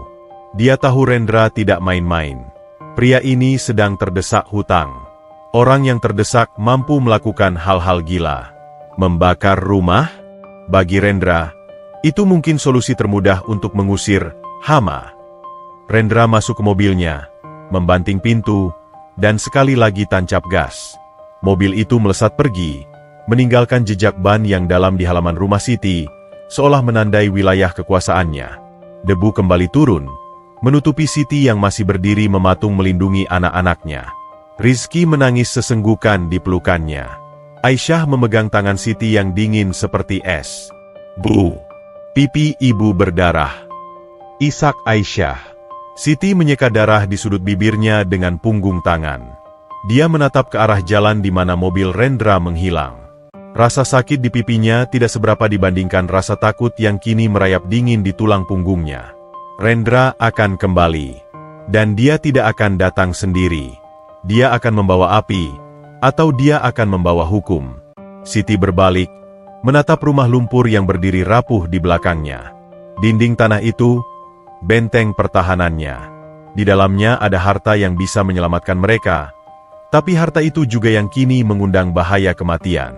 "Masuk," perintah Siti pada anak-anaknya. Suaranya tegas, tidak boleh dibantah. "Mulai hari ini, tidak ada yang boleh keluar rumah tanpa izin ibu. Pintu harus selalu diganjal. Kalau ada mobil asing datang, lari ke kebun belakang. Mengerti?" Ketiga anaknya mengangguk takut. Mereka tidak pernah melihat ibu mereka sekeras ini. Siti menggiring mereka masuk, lalu menutup pintu rapat-rapat. Dia menyeret lemari pakaian tua, satu-satunya perabot berat yang ada, untuk memblokir pintu depan. Napasnya terengah-engah. Dia menyandarkan punggungnya ke lemari itu, lalu merosot duduk di lantai. Dia memandang sekeliling ruangan yang remang-remang. Dinding-dinding itu seolah berbisik padanya. "Waktumu tidak banyak, Siti. Temukan sisanya. Temukan semuanya sebelum api melahap kita." Ancaman Rendra tentang kebakaran terus terngiang. Rumah dari tanah dan kayu kering, mudah terbakar. Siti menatap lantai tanah di bawah kakinya. Dia harus bergerak lebih cepat. Dia harus mengamankan semua harta yang tersisa di dinding dan lantai ini, sebelum Rendra merealisasikan ancamannya. Malam ini, tidak akan ada istirahat. Dia bangkit, mengambil linggis kecil yang terselip di dapur. Matanya menyala dalam kegelapan. Jika Rendra ingin perang, Siti akan memberinya perang. Tapi dia tidak akan berperang dengan otot. Dia akan berperang dengan daya tahan. Dia akan menguras isi rumah ini sampai kosong, lalu membiarkan Rendra mendapatkan bangkainya saja. "Tunggu aku, Rendra," bisik Siti pada kesunyian. "Kau tidak akan mendapatkan 1 sen pun dari keringat ibumu." Siti mengayunkan linggisnya ke lantai tanah di ruang dapur. DUG. Perburuan babak kedua dimulai. Kali ini, dengan nyawa sebagai taruhannya. Malam itu datang membawa firasat buruk yang menggantung tebal di udara, lebih pekat dari kabut yang menyelimuti hutan jati di belakang rumah. Tidak ada bulan. Tidak ada bintang. Langit seperti ditutup kain kafan hitam raksasa, mengisolasi rumah lumpur dari dunia luar. Suara jangkrik yang biasanya ramai bersahutan, malam ini mendadak bisu. Keheningan yang tidak wajar. Keheningan predator yang sedang mengintai mangsa. Siti duduk meringkuk di sudut ruang tengah. Matanya nanar menatap pintu depan yang sudah diganjal lemari dan tumpukan kursi kayu. Di pangkuannya, parang dapur yang tumpul digenggam begitu erat hingga tangannya gemetar. Keringat dingin mengalir di punggungnya, membasahi daster lusuh yang dipakainya. Anak-anak sudah tidur, atau berpura-pura tidur, di kamar belakang. Siti melarang mereka menyalakan lilin. "Gelap adalah teman," kata Siti tadi. "Gelap akan menyembunyikan kita." Namun jauh di lubuk hatinya, Siti tahu, bagi iblis yang dipandu keserakahan, kegelapan justru adalah jalan masuk. Pukul 2 dini hari. Krak, suara ranting patah di halaman depan. Sangat pelan, tapi di telinga Siti yang waspada, suaranya seperti ledakan bom. Siti menahan napas. Jantungnya berhenti berdetak sesaat. Dia menajamkan telinganya. Srek, srek. Suara langkah kaki. Bukan 1 orang. Ada banyak. Langkah kaki berat yang mencoba melangkah pelan di atas tanah becek, namun gagal menyembunyikan bobot tubuh pemiliknya. Siti merangkak pelan, menyeret tubuhnya di lantai tanah menuju kamar anak-anak. Dia mengguncang bahu Aisyah pelan. "Bangun, nak, bangun." Bisik Siti tepat di telinga putrinya. Suaranya nyaris tak terdengar. Aisyah terbangun kaget. Matanya terbelalak dalam gelap. Rizky dan Aditya ikut terbangun. "SSTT. Jangan bersuara," perintah Siti. Air matanya sudah menggenang tapi dia menahannya. "Ada orang jahat di depan. Kalian harus keluar lewat jendela belakang. Lari ke kebun singkong. Sembunyi di semak-semak berduri yang ibu tunjukkan kemarin. Jangan keluar sampai pagi. Mengerti?" "Ibu ikut?" tanya Rizky. Suaranya bergetar ketakutan. Siti mencium kening mereka bertiga dengan cepat. Ciuman perpisahan yang terasa asin dan pahit. "Ibu harus jaga rumah. Ibu menyusul nanti. Cepat." Siti mendorong mereka ke arah jendela belakang yang sudah dia buka kuncinya sejak sore. Satu persatu, bayangan kecil anak-anaknya melompat keluar, menghilang di telan kegelapan kebun. Siti melihat punggung kecil Aditya yang terakhir kali melompat. Dadanya sesak. "Selamatkan mereka, Tuhan. Ambil nyawaku, tapi selamatkan mereka." Baru saja kaki Aditya menyentuh tanah luar, suara keras menghantam pintu depan. Bra-aak. Pintu kayu jati tua itu bergetar hebat. Lemari pengganjal bergeser beberapa senti, menciptakan suara skreet yang ngilu di lantai. Bra-aak. Hantaman kedua. Lebih keras. Kayu pintu mulai retak. Siti berlari kembali ke ruang tengah. Dia berdiri di tengah ruangan, mengangkat parang tumpulnya tinggi-tinggi. Kakinya gemetar hebat, lututnya terasa cair, tapi dia mematung di sana. Dia harus menjadi umpan. Dia harus menahan mereka di sini, agar anak-anak punya waktu untuk lari lebih jauh. Bra-aak. Perang. Engsel pintu jebol. Lemari pengganjal terguling jatuh. Pintu terbuka paksa, menampilkan siluet 3 laki-laki bertubuh besar di ambang pintu. Sorot lampu senter yang menyilaukan langsung menembak wajah Siti, membutakannya sejenak. Itu dia! Suara parau seorang laki-laki berteriak. Mereka merangsek masuk. Aroma alkohol murah dan keringat apek langsung memenuhi ruangan kecil itu. 3 preman kampung. Wajah mereka tertutup kain sarung yang dililitkan seperti ninja, hanya menyisakan mata-mata bengis yang lapar. "Jangan mendekat!" teriak Siti, mengayunkan parangnya membabi buta ke udara kosong. "Pergi, atau aku bacok!" Salah satu preman, yang paling besar, terkekeh meremehkan. Dengan gerakan santai namun terlatih, dia menendang tangan Siti. Bug! Sepatu Lars keras menghantam pergelangan tangan Siti. Tulangnya terasa remuk. Parang terlepas, terlempar jauh ke sudut ruangan. Siti menjerit kesakitan, memegangi tangannya yang kini terkulai lemas. Belum sempat dia sadar, rambutnya dijambak kasar dari belakang. Kepalanya ditarik ke belakang hingga lehernya tegang maksimal. "Mana emasnya, janda gila?" bisik preman itu di telinganya. Bau napasnya busuk seperti bangkai. "Mana harta yang kau temukan di dinding?" Siti membelalak. Mereka tahu. Gosip itu. Si mulut besar Pak Bambang pasti sudah menyebarkannya. Atau mungkin Rendra yang menyuruh mereka. Tidak ada apa-apa di sini. Cuma tanah. Rintih Siti. Plak. Tamparan keras mendarat di wajahnya. Siti tersungkur ke lantai tanah. Rasa asin darah kembali memenuhi mulutnya. "Jangan bohong," bentak preman kedua yang membawa linggis besar. "Orang sekampung sudah ribut. Kau gali tanah di belakang, kan? Kau beli barang pakai uang merah, kan? Di mana kau simpan?" Preman ketiga mulai mengobrak-abrik isi rumah. Dia menendang dipan kayu, melempar bantal-bantal kapuk hingga isinya berhamburan seperti salju kotor.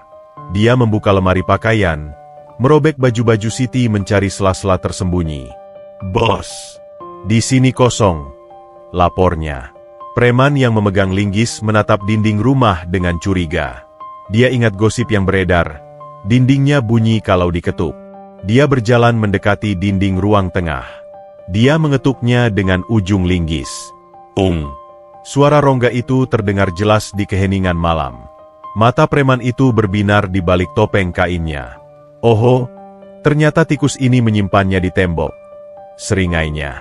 Tanpa ampun, dia mengayunkan linggisnya sekuat tenaga ke arah dinding tanah itu. Dug! Kerak! Tanah liat kering itu pecah. Sekali hantam. 2 kali hantam. Bongkahan tanah berjatuhan. Siti mencoba bangkit, merangkak hendak menghentikan mereka. "Jangan! Itu rumahku! Jangan!" teriaknya histeris. "Rumah ini adalah wasiat Ibu Kartini. Rumah ini adalah pelindungnya." Melihatnya dihancurkan sama sakitnya dengan melihat tubuhnya sendiri dicabik-cabik. Preman yang menjaganya menginjak punggung Siti, menekannya kuat ke lantai. "Diam di situ dan tonton pertunjukannya, Bu." Perang. Dinding itu jebol. Sebuah kotak besi tua terjatuh keluar, menggelinding di lantai. Keheningan kembali menyergap sesaat. Ketiga preman itu terpaku menatap kotak itu. Preman pembawa linggis memungut kotak itu, mencongkelnya paksa. Tutupnya terbuka. Kilauan emas batangan memantulkan cahaya senter, menciptakan pendaran kuning yang memukau sekaligus mematikan di ruangan kumuh itu. "Gila!" desis preman itu. "Emas batangan, bos. Asli. Banyak banget." Nafsu serakah langsung mengambil alih akal sehat mereka. Mereka melupakan Siti. Mereka melupakan kehati-hatian. "Hancurkan lagi. Cari lagi. Pasti masih banyak." Perintah preman yang menginjak Siti. Dia melepaskan injakannya, ikut berlari mengambil palu godam yang mereka bawa. Mereka bertiga menjadi gila. Seperti kerasukan setan tanah. Mereka memukul dinding, menendang tembok, mencungkil lantai. Bam! Bam! Kerak! Rumah lumpur itu menjerit. Debu mengepul tebal, menyesakkan napas.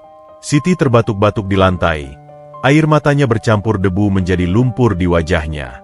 Dia melihat rumahnya dihancurkan inci demi inci. Lubang-lubang menganga di sana-sini. Satu kotak lagi ditemukan. Lalu bungkusan plastik berisi uang. Mereka tertawa. Tawa kemenangan yang mengerikan. Kaya kita, bos. Kaya mendadak. Seru mereka sambil menjejalkan emas dan uang itu ke dalam tas karung yang mereka bawa. Siti memejamkan mata. Habis sudah. Semuanya habis. Harta masa depan anak-anaknya dirampok di depan matanya sendiri. Dia gagal. Dia gagal menjaga amanah Ibu Kartini. Namun, di tengah keputusasaan itu, telinga Siti menangkap suara lain. Di luar, di tengah kegelapan jalan raya yang sepi, terdengar suara sirine samar-samar. Nguing, nguing. Makin lama makin dekat. Makin keras. Para preman itu terlalu sibuk dengan pesta emas mereka hingga tidak mendengarnya. Suara hantaman palu mereka menenggelamkan suara sirine. Tapi Siti mendengarnya. Tiba-tiba, sorot lampu biru dan merah berputar-putar menembus jendela yang pecah, menyapu dinding ruangan dengan warna peringatan. Apa itu? Preman yang memegang karung emas tersentak kaget. Polisi! Sialan! Siapa yang panggil polisi? Kepanikan melanda. Mereka kelabakan. Tas karung itu jatuh. Sebagian emas tumpah ke lantai. Lari! Lewat belakang. Teriak sang pemimpin. Mereka berlari menuju pintu belakang, menabrak meja makan hingga terguling. Namun, saat mereka membuka pintu belakang, jangan bergerak. Kepung. Suara tegas terdengar dari arah kebun gelap. Bukan suara polisi. Itu suara warga. Puluhan warga dengan obor dan pentungan kayu muncul dari balik pohon pisang. Dan di depan mereka, berdiri Pak Suparman, tetangga tua yang bijak, memegang senter besar. Ternyata, Pak Suparman yang rumahnya paling dekat sudah curiga sejak melihat mobil Rendra siang tadi. Dia diam-diam mengumpulkan warga untuk ronda malam ini, menjaga Siti. Preman-preman itu terperangkap. Di depan ada polisi yang baru saja mengerem mobil patrolinya. Di belakang ada massa warga yang marah. Siti masih tergeletak di lantai, di tengah puing-puing dinding rumahnya yang hancur. Dia melihat emas batangan berserakan bercampur dengan tanah liat. Dia mencoba bangun, tapi tubuhnya terlalu sakit. Pandangannya kabur. Hal terakhir yang dia lihat sebelum kesadarannya memudar adalah sepatu lars polisi yang melangkah masuk, dan wajah Pak Suparman yang berlari menghampirinya dengan cemas. Siti, Siti, bertahanlah. Gelap akhirnya menelan Siti sepenuhnya. Bukan kegelapan teror, tapi kegelapan istirahat yang dipaksakan. Di kejauhan, sayup-sayup dia mendengar suara Aisyah menjerit memanggilnya. Ibu! Malam teror itu berakhir dengan kehancuran, tapi juga dengan pengungkapan. Kini, seluruh dunia, termasuk polisi dan hukum, tahu apa yang ada di dalam dinding rumah lumpur itu. Rahasia itu telah meledak, dan ledakannya akan mengubah segalanya. Bau itu bukan lagi bau tanah basah atau amis darah. Itu adalah aroma antiseptik yang tajam, menyengat, dan bersih. Aroma yang asing bagi hidung Siti yang terbiasa dengan apek debu dan asap kayu bakar. Kesadaran merambat lambat ke dalam benak Siti, seperti cahaya matahari pagi yang menyelinap masuk ke celah tirai tebal. Kelopak matanya terasa berat, seolah digantungi timah. Saat dia memaksa matanya terbuka, cahaya putih neon di langit-langit langsung menusuk retina, memaksanya menyipit kembali. Ibu! Ibu sudah sadar. Suara kecil yang gemetar itu menarik jiwa Siti kembali ke bumi. Dia menoleh ke samping. Di sana, duduk di kursi plastik biru, Aisyah sedang menggenggam tangannya erat-erat. Wajah gadis kecil itu sembab, matanya bengkak, tapi ada kelegaan luar biasa di sana. Di lantai, beralaskan tikar tipis, Rizky dan Aditya tertidur melingkar seperti kucing, kelelahan setelah malam yang panjang. Siti mencoba bangun, tapi rasa nyeri menghantam sekujur tubuhnya. Punggungnya ngilu, pipi kirinya terasa tebal dan perih, dan pergelangan tangannya dibalut perban elastis. Dia berada di puskesmas desa. Anak-anak, kalian tidak apa-apa? Tanya Siti, suaranya parau, tenggorokannya kering kerontang. Aisyah mengangguk cepat. Air mata kembali menetes di pipinya. Kami selamat, Bu.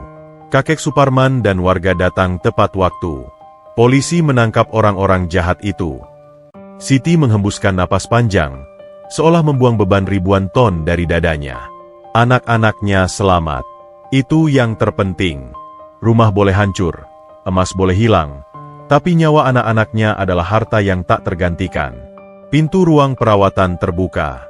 Seorang pria berseragam polisi dengan pangkat balok emas di bahunya masuk, diikuti oleh Pak Suparman.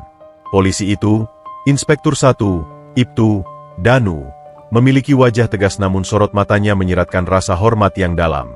"Selamat pagi, Bu Siti," sapa Ibtu Danu sopan.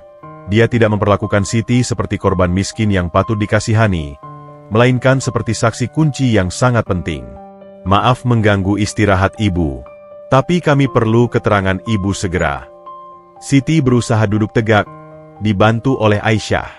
"Bagaimana rumah saya, Pak?" "Orang-orang itu. 3 pelaku sudah kami amankan di Polsek. Mereka preman bayaran dari kota sebelah," potong Ibtu Danu. Wajahnya berubah serius. "Tapi bukan itu masalah utamanya sekarang, Bu. Masalahnya adalah apa yang mereka temukan di rumah Ibu." Jantung Siti berdegup kencang lagi. "Rahasia itu. Kami sudah memasang garis polisi di sekeliling rumah Ibu," lanjut Ibtu Danu. Dia mengeluarkan ponselnya, memperlihatkan sebuah foto kepada Siti. Dalam layar ponsel itu, terlihat kondisi ruang tengah rumah lumpur. Dinding-dindingnya jebol, berlubang besar-besar bekas hantaman linggis. Tapi yang membuat napas Siti tercekat bukanlah kehancurannya, melainkan isinya. Dari balik retakan dinding tanah itu, menyembul kilauan kuning yang masif. Di lantai, berserakan emas batangan, perhiasan, dan tumpukan uang tunai yang sebagian terinjak-injak sepatu bot polisi. Itu bukan sekadar tabungan. Itu adalah gudang harta karun. "Bu Siti," suara Ibtu Danu merendah, "jumlah barang bukti yang kami temukan di TKP sangat luar biasa. Emas batangan murni, sertifikat tanah, perhiasan antik. Anggota kami sampai harus berjaga dengan senjata laras panjang di sana karena seluruh desa gempar. Warga berkerumun ingin melihat rumah yang berdarah emas itu." Siti menunduk, menatap selimut putih puskesmas. "Itu warisan, Pak. Warisan dari almarhumah majikan saya, Ibu Kartini. Beliau menyimpannya di sana untuk saya." Pak Suparman yang sejak tadi diam, kini bersuara. Matanya berkaca-kaca. "Gusti Allah mboten sar, Ti. Saya merinding. Orang-orang sekampung yang dulu mengetawakan kamu tinggal di gubuk tanah, sekarang melongo. Mereka tidak percaya bahwa selama ini mereka bertetangga dengan miliarder yang hidup melarat." Siti tersenyum pahit. "Saya bukan miliarder, Pak. Saya cuma penjaga amanah." "Demi keamanan," Ibtu Danu menyela, nadanya mendesak. "Barang-barang itu tidak bisa dibiarkan di sana. Rumah itu sudah rusak parah strukturnya, dan keamanannya nol. Kami menyarankan, dengan persetujuan Ibu, seluruh temuan itu dievakuasi hari ini juga dan dititipkan sementara di berangkas penyimpanan barang bukti Polres, atau langsung disetor ke bank atas nama Ibu." Evakuasi. Kata itu terdengar final. Artinya, rahasia rumah lumpur benar-benar berakhir. "Lakukan saja, Pak," jawab Siti lemah. "Saya sudah tidak sanggup menjaganya sendirian. Kalau itu memang rezeki anak-anak saya, selamatkanlah." Siang harinya, dengan tangan masih diperban, Siti diantar mobil patroli kembali ke rumah lumpur. Dia harus menyaksikan proses inventarisasi aset. Pemandangan di sana mencengangkan. Ratusan orang berkerumun di balik pita kuning garis polisi. Tetangga yang dulu mencibir, pedagang pasar, bahkan orang-orang asing yang entah datang dari mana, semua menjulurkan leher ingin melihat keajaiban itu. Saat Siti turun dari mobil polisi, suara kasakusuk langsung meledak. "Itu Siti. Ya ampun, lihat dia. Kasihannya, babak belur begitu." "Heh, jangan bilang kasihan. Dia sekarang lebih kaya dari Pak Lurah." Siti berjalan menunduk, mengabaikan tatapan-tatapan itu. Dia dibimbing masuk ke halaman rumahnya. Rumah lumpur itu tampak menyedihkan. Pintu depannya hancur, atapnya miring. Tapi di dalamnya, kesibukan luar biasa sedang terjadi. Petugas forensik dengan sarung tangan putih sedang hati-hati mengeluarkan batangan-batangan emas dari dinding yang dibongkar. Setiap batang dicatat, difoto, dan dimasukkan ke dalam koper besi khusus. Siti berdiri di ambang pintu yang sudah tidak ada daun pintunya. Dia melihat dinding yang selama ini menjadi tempatnya bersandar saat menangis, kini terbuka menganga, memperlihatkan organ dalam rumah itu yang ternyata terbuat dari kekayaan murni. Ibtu Danu menghampirinya membawa sebuah buku catatan tebal. Total sementara, Bu. Ibtu Danu berbisik, seolah angka itu terlalu keramat untuk diucapkan keras-keras. Ada 20 batang emas masing-masing 100 gram. Perhiasan senilai kurang lebih 500 juta. Uang tunai lama dan dolar total sekitar 2 miliar rupiah. Dan sertifikat tanah perkebunan teh seluas 5 hektar. Kaki Siti lemas. Dia nyaris ambruk jika tidak ditahan oleh polwan di sampingnya. Dia tahu ada harta di sana, tapi dia tidak menyangka jumlahnya sebanyak ini. Ibu Kartini benar-benar gila. Dia mewariskan kekayaan 7 turunan yang dibungkus lumpur kotor. Ini surat wasiat aslinya, Bu? Tanya petugas lain, menyerahkan kertas surat yang ditemukan di kota kaleng pertama, surat yang dibaca Siti malam sebelumnya. Siti menerima surat itu. Kertasnya agak kotor terkena debu puing, tapi tulisannya masih terbaca jelas. Di tengah hiruk-pikuk polisi dan kerumunan warga, Siti mendekapkan surat itu ke dadanya. Dia memejamkan mata, membayangkan wajah keriput Ibu Kartini yang sedang tersenyum licik namun penuh kasih sayang. Lihat, Bu. Lihat apa yang Ibu lakukan. Ibu membuat geger satu kecamatan, batin Siti. Tiba-tiba, sebuah mobil sedan mewah berhenti mendadak di luar garis polisi, menerobos kerumunan warga. Klaksonnya berbunyi panjang dan tidak sabaran. Pintu terbuka. Rendra keluar. Dia masih mengenakan baju yang sama dengan kemarin, tapi wajahnya kini pucat pasi. Matanya melotot melihat garis polisi dan kesibukan aparat di dalam rumah sampah itu. Dia melihat koper-koper besi yang diangkut ke truk lapis baja milik ban yang didatangkan polisi. Rendra berlari, mencoba menerobos garis polisi. "Hei, itu milik saya. Itu rumah ibu saya," teriak Rendra histeris. "Kalian tidak berhak mengambilnya. Itu emas keluarga kami." Dua petugas polisi berseragam lengkap langsung menahan tubuh Rendra. "Mundur, Pak. Dilarang melewati garis polisi," bentak petugas. "Lepaskan. Saya Rendra. Saya pewaris sah." Rendra meronta-ronta seperti orang gila. Dia melihat Siti berdiri di teras rumah, menatapnya dengan pandangan dingin dan hampa. Mata mereka bertemu. Dulu, Rendra menatap Siti dari atas ke bawah. Sekarang, posisi itu berbalik. Siti berdiri di atas puing-puing istananya, dikelilingi oleh bukti kekayaan yang sah, dilindungi oleh hukum dan simpati publik. Sementara Rendra, berdiri di luar garis batas, berteriak-teriak seperti pengemis yang kehilangan akal sehat. Ibtu Danu berjalan mendekati keributan itu. Dia menatap Rendra dengan tajam. "Saudara Rendra?" tanya Ibtu Danu dingin. "Ya, saya anaknya. Tangkap perempuan itu. Dia maling." Tunjuk Rendra ke arah Siti. "Justru kami mencari Anda." Ibtu Danu memberikan isyarat pada anak buahnya. "Berdasarkan pengakuan ketiga tersangka yang kami tangkap dini hari tadi, mereka mengaku disuruh oleh seseorang dengan ciri-ciri dan kendaraan yang cocok dengan Anda untuk melakukan intimidasi dan perusakan." Wajah Rendra berubah dari merah pada menjadi putih kertas dalam sedetik. Mulutnya ternganga, tapi tidak ada suara yang keluar. "Kami perlu saudara ikut ke kantor untuk dimintai keterangan lebih lanjut. Dugaan keterlibatan dalam perencanaan perampokan," lanjut Ibtu Danu tegas. "Tunggu, tidak, ini salah paham." Rendra mundur selangkah, kakinya goyah. Keangkuhannya runtuh seketika digantikan ketakutan murni. Siti melihat semuanya dari teras. Dia tidak merasa senang melihat Rendra diseret polisi. Dia hanya merasa, selesai. Babak ketakutan itu sudah berakhir. Rendra tidak bisa lagi menyentuhnya. Harta itu sudah aman di tangan negara. Anak-anaknya aman. Siti berbalik, memunggungi keributan di luar. Dia menatap dinding rumahnya yang hancur untuk terakhir kalinya. Rumah lumpur itu telah menunaikan tugasnya. Dia telah melindungi Siti, melindungi harta itu, dan bahkan melindungi dirinya sendiri dengan mengorbankan tubuhnya dihancurkan agar kebenaran terungkap. "Terima kasih," bisik Siti sambil mengelus sisa dinding tanah yang masih berdiri. "Tugasmu sudah selesai." Siti berjalan menjauh, menuju mobil polisi yang akan membawanya ke tempat aman.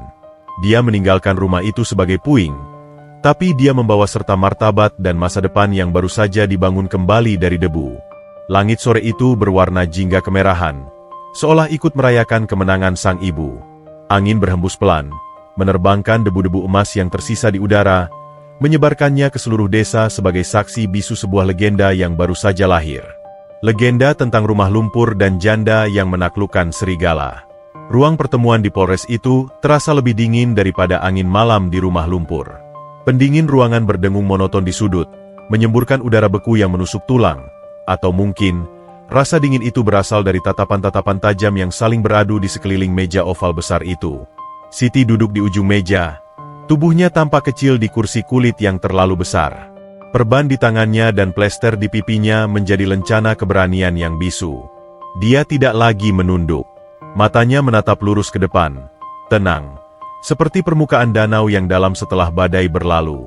Di sampingnya, duduk Pak Hendra, pengacara tua keluarga Ibu Kartini yang wajahnya berkerut-kerut seperti peta kuno, namun matanya memancarkan ketajaman elang yang sedang berburu. Di seberang meja, Rendra duduk dengan gelisah. Tangannya tidak diborgol, karena statusnya masih saksi terlapor, tapi aura kebebasannya sudah lenyap. Dia didampingi oleh dua pengacara mahal dari kota, pria-pria berjas licin dengan jam tangan emas yang memandang Siti seperti melihat serangga yang masuk ke ruang steril. "Mari kita bicara logika, Pak Kanit." Salah satu pengacara Rendra membuka suara.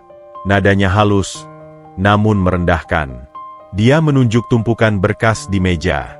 "Klien kami, Bapak Rendra, mengakui mungkin ada kesalahpahaman terkait insiden semalam.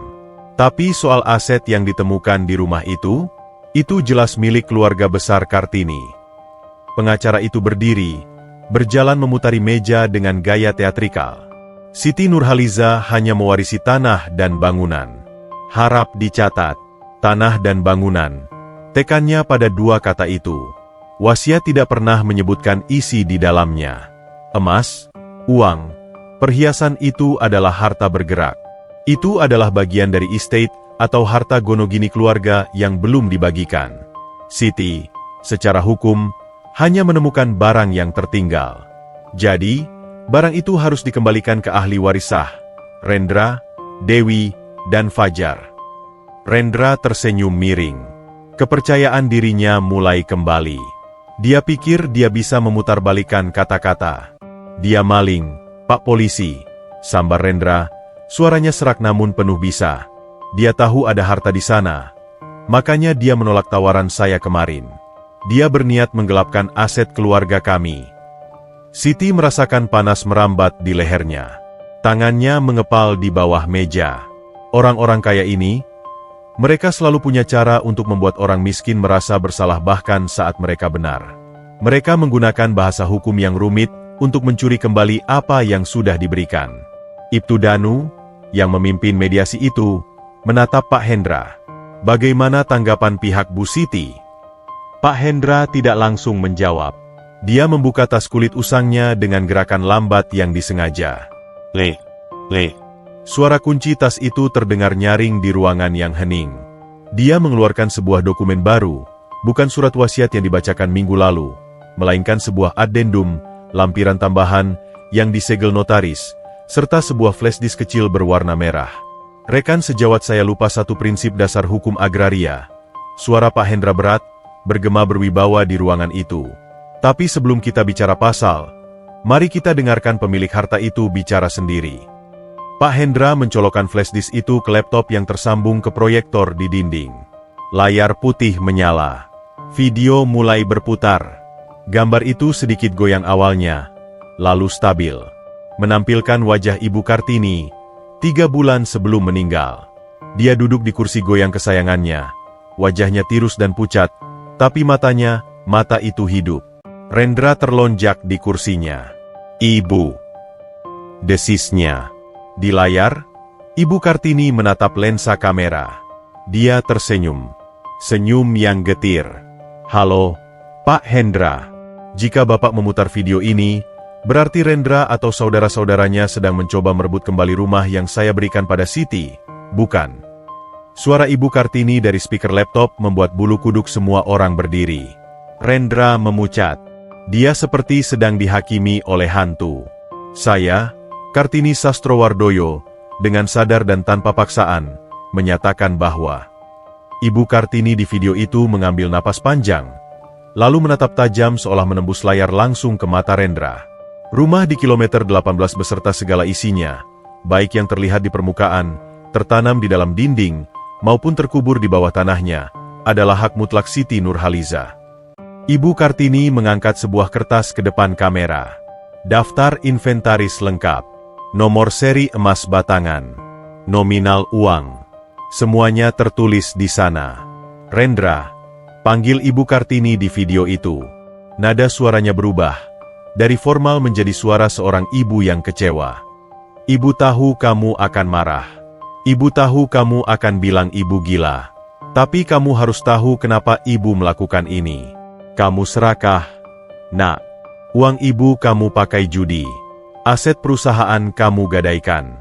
Jika ibu wariskan ini padamu, harta leluhur kita akan habis di meja judi dalam sebulan. Siti merawat ibu saat kalian sibuk liburan.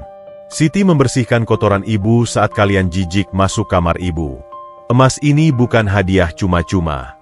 Ini adalah gaji yang tertunggak. Gaji untuk 12 tahun kasih sayang yang tidak bisa dibeli dengan uang." Video itu berakhir dengan Ibu Kartini yang terbatuk-batuk, lalu melambaikan tangan lemah. "Jangan ganggu dia, Rendra, atau ibu akan menghantuimu seumur hidup." Layar menjadi hitam. Keheningan di ruang interogasi itu total. Tidak ada suara napas. Tidak ada suara AC. Waktu seolah membeku. Wajah Rendra hancur. Bukan hanya karena kalah, tapi karena ditelanjangi oleh ibunya sendiri di depan polisi dan pengacaranya. Harga dirinya runtuh menjadi debu. Dia tidak bisa membantah video itu. Itu bukti otentik. Pengacara Rendra menutup berkasnya pelan. Wajah arogan mereka lenyap, digantikan wajah profesional yang tahu kapan harus menyerah.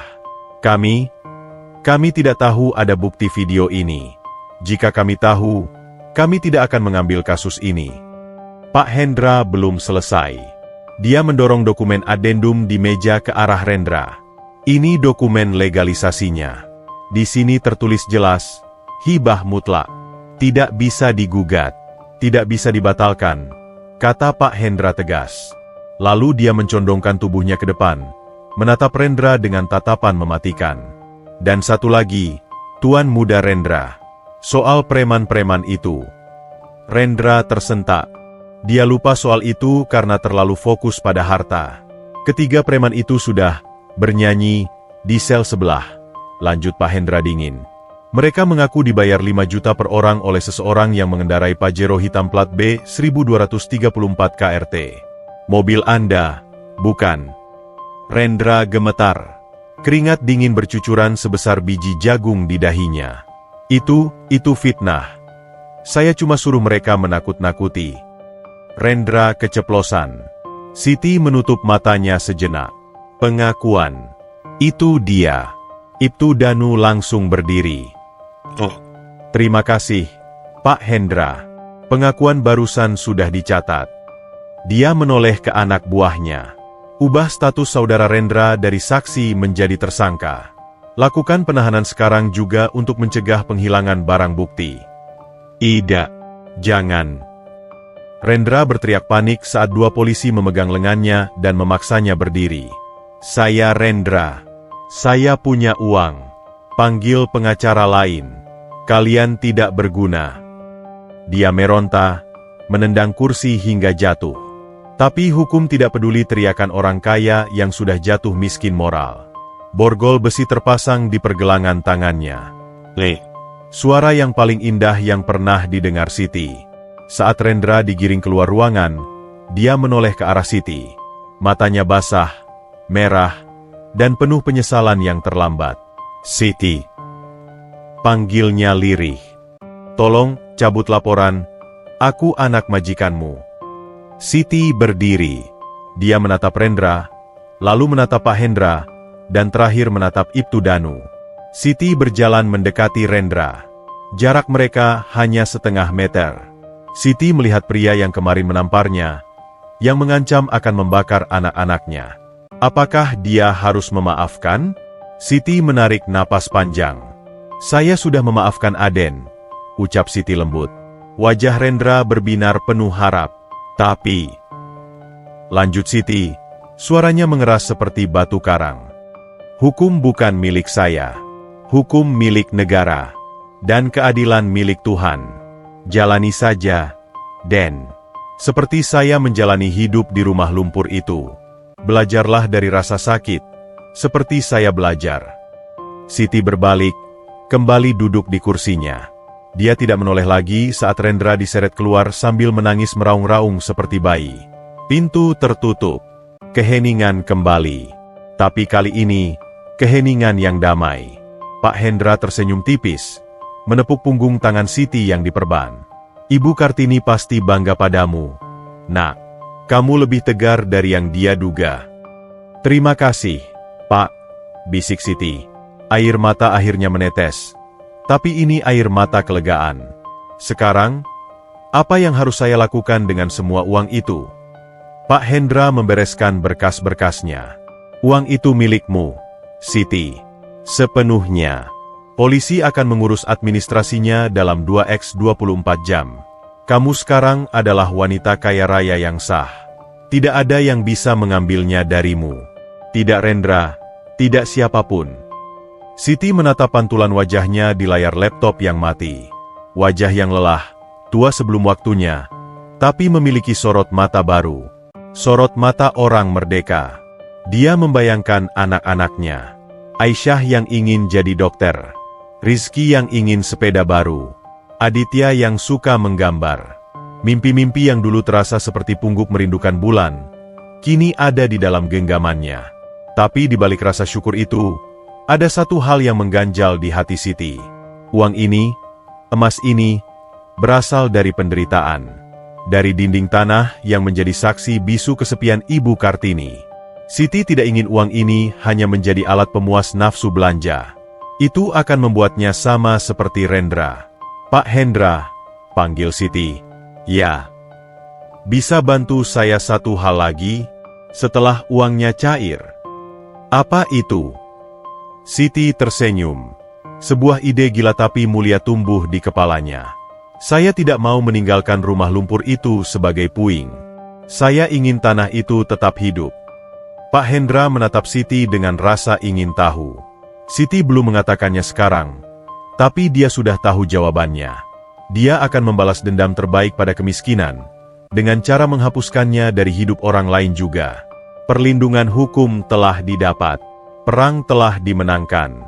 Sekarang saatnya membangun kembali puing-puing itu menjadi monumen kemenangan. 6 bulan telah berlalu sejak badai itu mereda, dan pagi ini langit desa Sukamaju tampak berbeda. Tidak ada lagi awan kelabu yang menggantung rendah seolah ingin meremukkan bumi.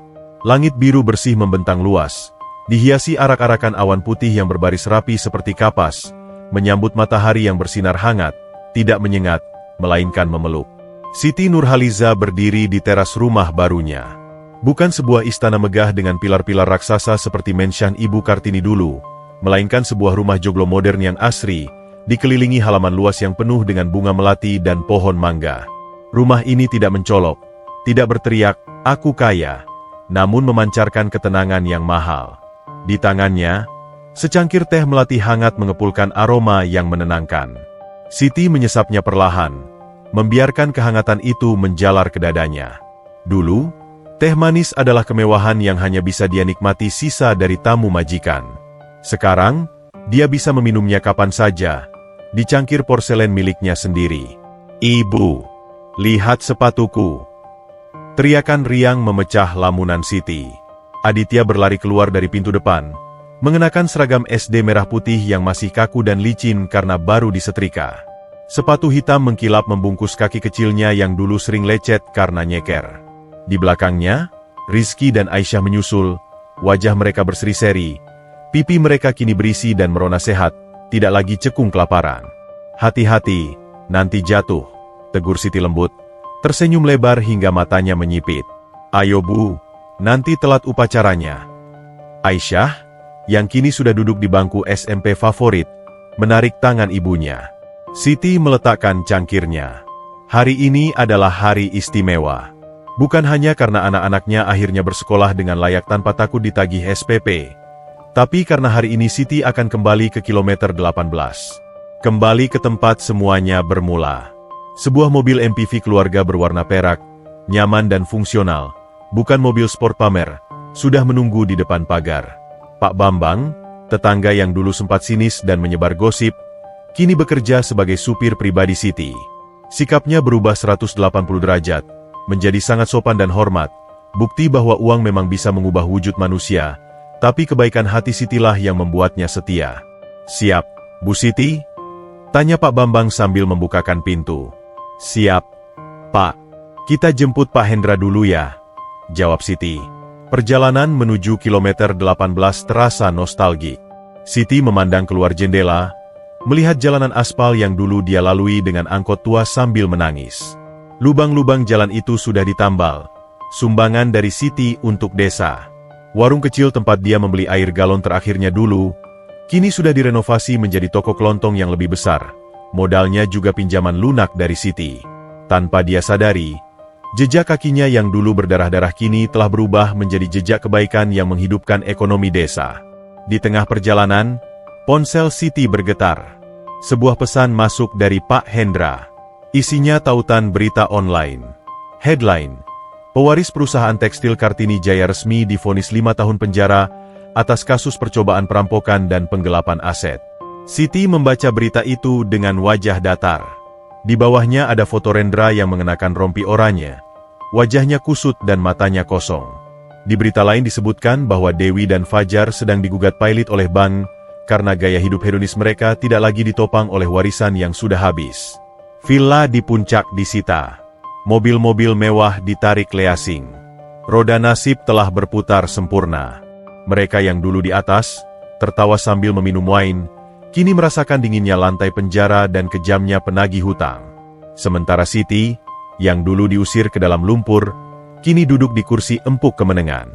Namun, Siti tidak merasa perlu bersorak. Dia menutup ponselnya. Dendam terbaik bukanlah melihat musuh menderita, melainkan melihat diri sendiri bahagia hingga lupa bahwa mereka pernah menyakiti kita. Sudah sampai, Bu. Suara Pak Bambang menyadarkannya. Mobil berhenti. Siti turun. Napasnya tercekat sejenak. 4 itu. Kilometer 18. Sudah tidak bisa dikenali lagi. Puing-puing rumah lumpur yang hancur 6 bulan lalu sudah bersih tak berbekas. Ilalang liar dan semak berduri sudah dibabat habis. Tanah tandus yang dulu retak-retak, kini telah diratakan dan dipasang paving blok rapi. Di tengah lahan seluas itu, berdiri sebuah bangunan baru yang kokoh. Bukan rumah tinggal. Bangunan itu berupa pendopo besar yang terbuka, dengan atap joglo yang megah, perpustakaan kaca di sisi kanan, dan sebuah klinik kesehatan kecil di sisi kiri. Di gerbang depan, terpasang papan nama dari kayu jati ukiran Jepara. Balai Belajar Kesehatan Ibu Kartini didedikasikan untuk masyarakat desa Sukamaju. Ratusan warga sudah berkumpul di sana. Mereka bersorak dan bertepuk tangan saat melihat Siti datang. Anak-anak panti asuhan berbaris membawa bunga. Ibu-ibu pengajian melambaikan tangan. Pak Lurah dan Pak Camat berdiri di barisan depan dengan senyum lebar. Siti berjalan membelah kerumunan itu. Dia bukan lagi janda miskin. Dia adalah Ibu Siti, dermawan desa. Tapi baginya, dia tetaplah Siti yang sama. Pak Hendra menyambutnya di depan podium. Luar biasa, Siti. Uang emas itu, kamu benar-benar tidak mengambilnya sepeser pun untuk kemewahan pribadi. Siti menggeleng pelan. Saya ambil secukupnya untuk rumah dan sekolah anak-anak, Pak. Sisanya, itu milik Ibu Kartini. Dan saya yakin, Ibu Kartini tidak ingin emasnya hanya ditumpuk di bank. Dia ingin namanya dikenang sebagai kebaikan, bukan sebagai majikan yang galak. Siti naik ke atas podium. Suara tepuk tangan mereda, digantikan keheningan hikmat.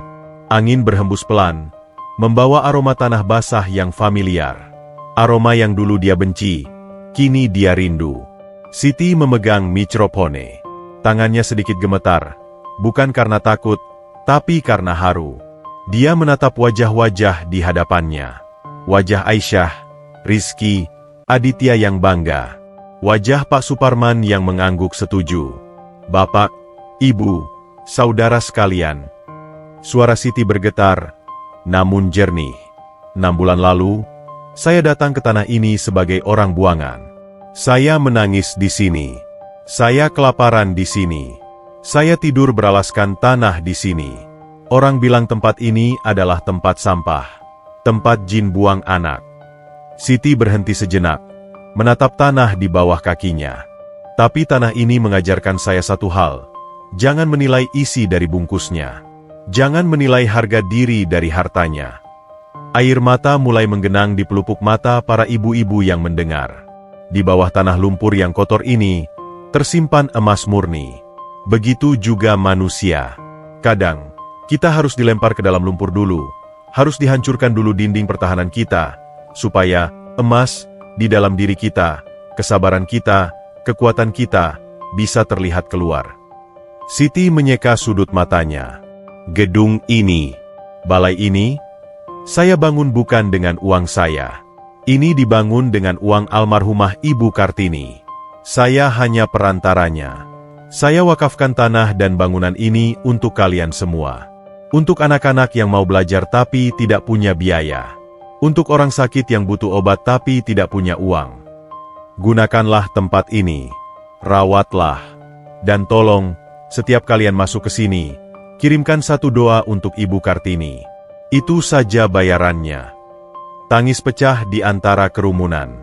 Tepuk tangan membahana, lebih keras dari sebelumnya. Aisyah berlari ke podium, memeluk ibunya erat-erat. Setelah acara peresmian selesai, saat matahari mulai condong ke barat menciptakan bias cahaya oranye yang indah, kerumunan mulai bubar. Siti menyempatkan diri berjalan ke belakang pendopo. Di sana, di bekas tempat pohon jati tua tumbuh, tempat dia dulu mengubur harta karun dengan cangkul, kini telah dibuat sebuah taman kecil. Ada sebuah prasasti batu andesit di sana. Siti berjongkok di depan prasasti itu. Jarinya meraba tulisan yang terukir di sana. Di sini berdiri rumah lumpur. Saksi bisu bahwa kemiskinan bukanlah akhir, dan kesabaran adalah harta yang paling berkilau. Siti tersenyum. Dia merasa seolah ada tangan keriput yang hangat menepuk bahunya. Sudah lunas, Bu, bisik Siti pada angin. Amanah Ibu sudah saya jalankan. Rendra sudah mendapat pelajaran. Emas Ibu sudah menjadi ilmu dan obat bagi banyak orang. Saya sudah bahagia. Siti bangkit berdiri. Dia melihat ketiga anaknya sedang bermain kejar-kejaran di taman bacaan yang baru. Tawa mereka lepas, bebas, tanpa beban. Masa depan mereka cerah, bukan karena emas batangan itu semata, tapi karena mereka memiliki ibu yang tidak menjual harga dirinya demi jalan pintas.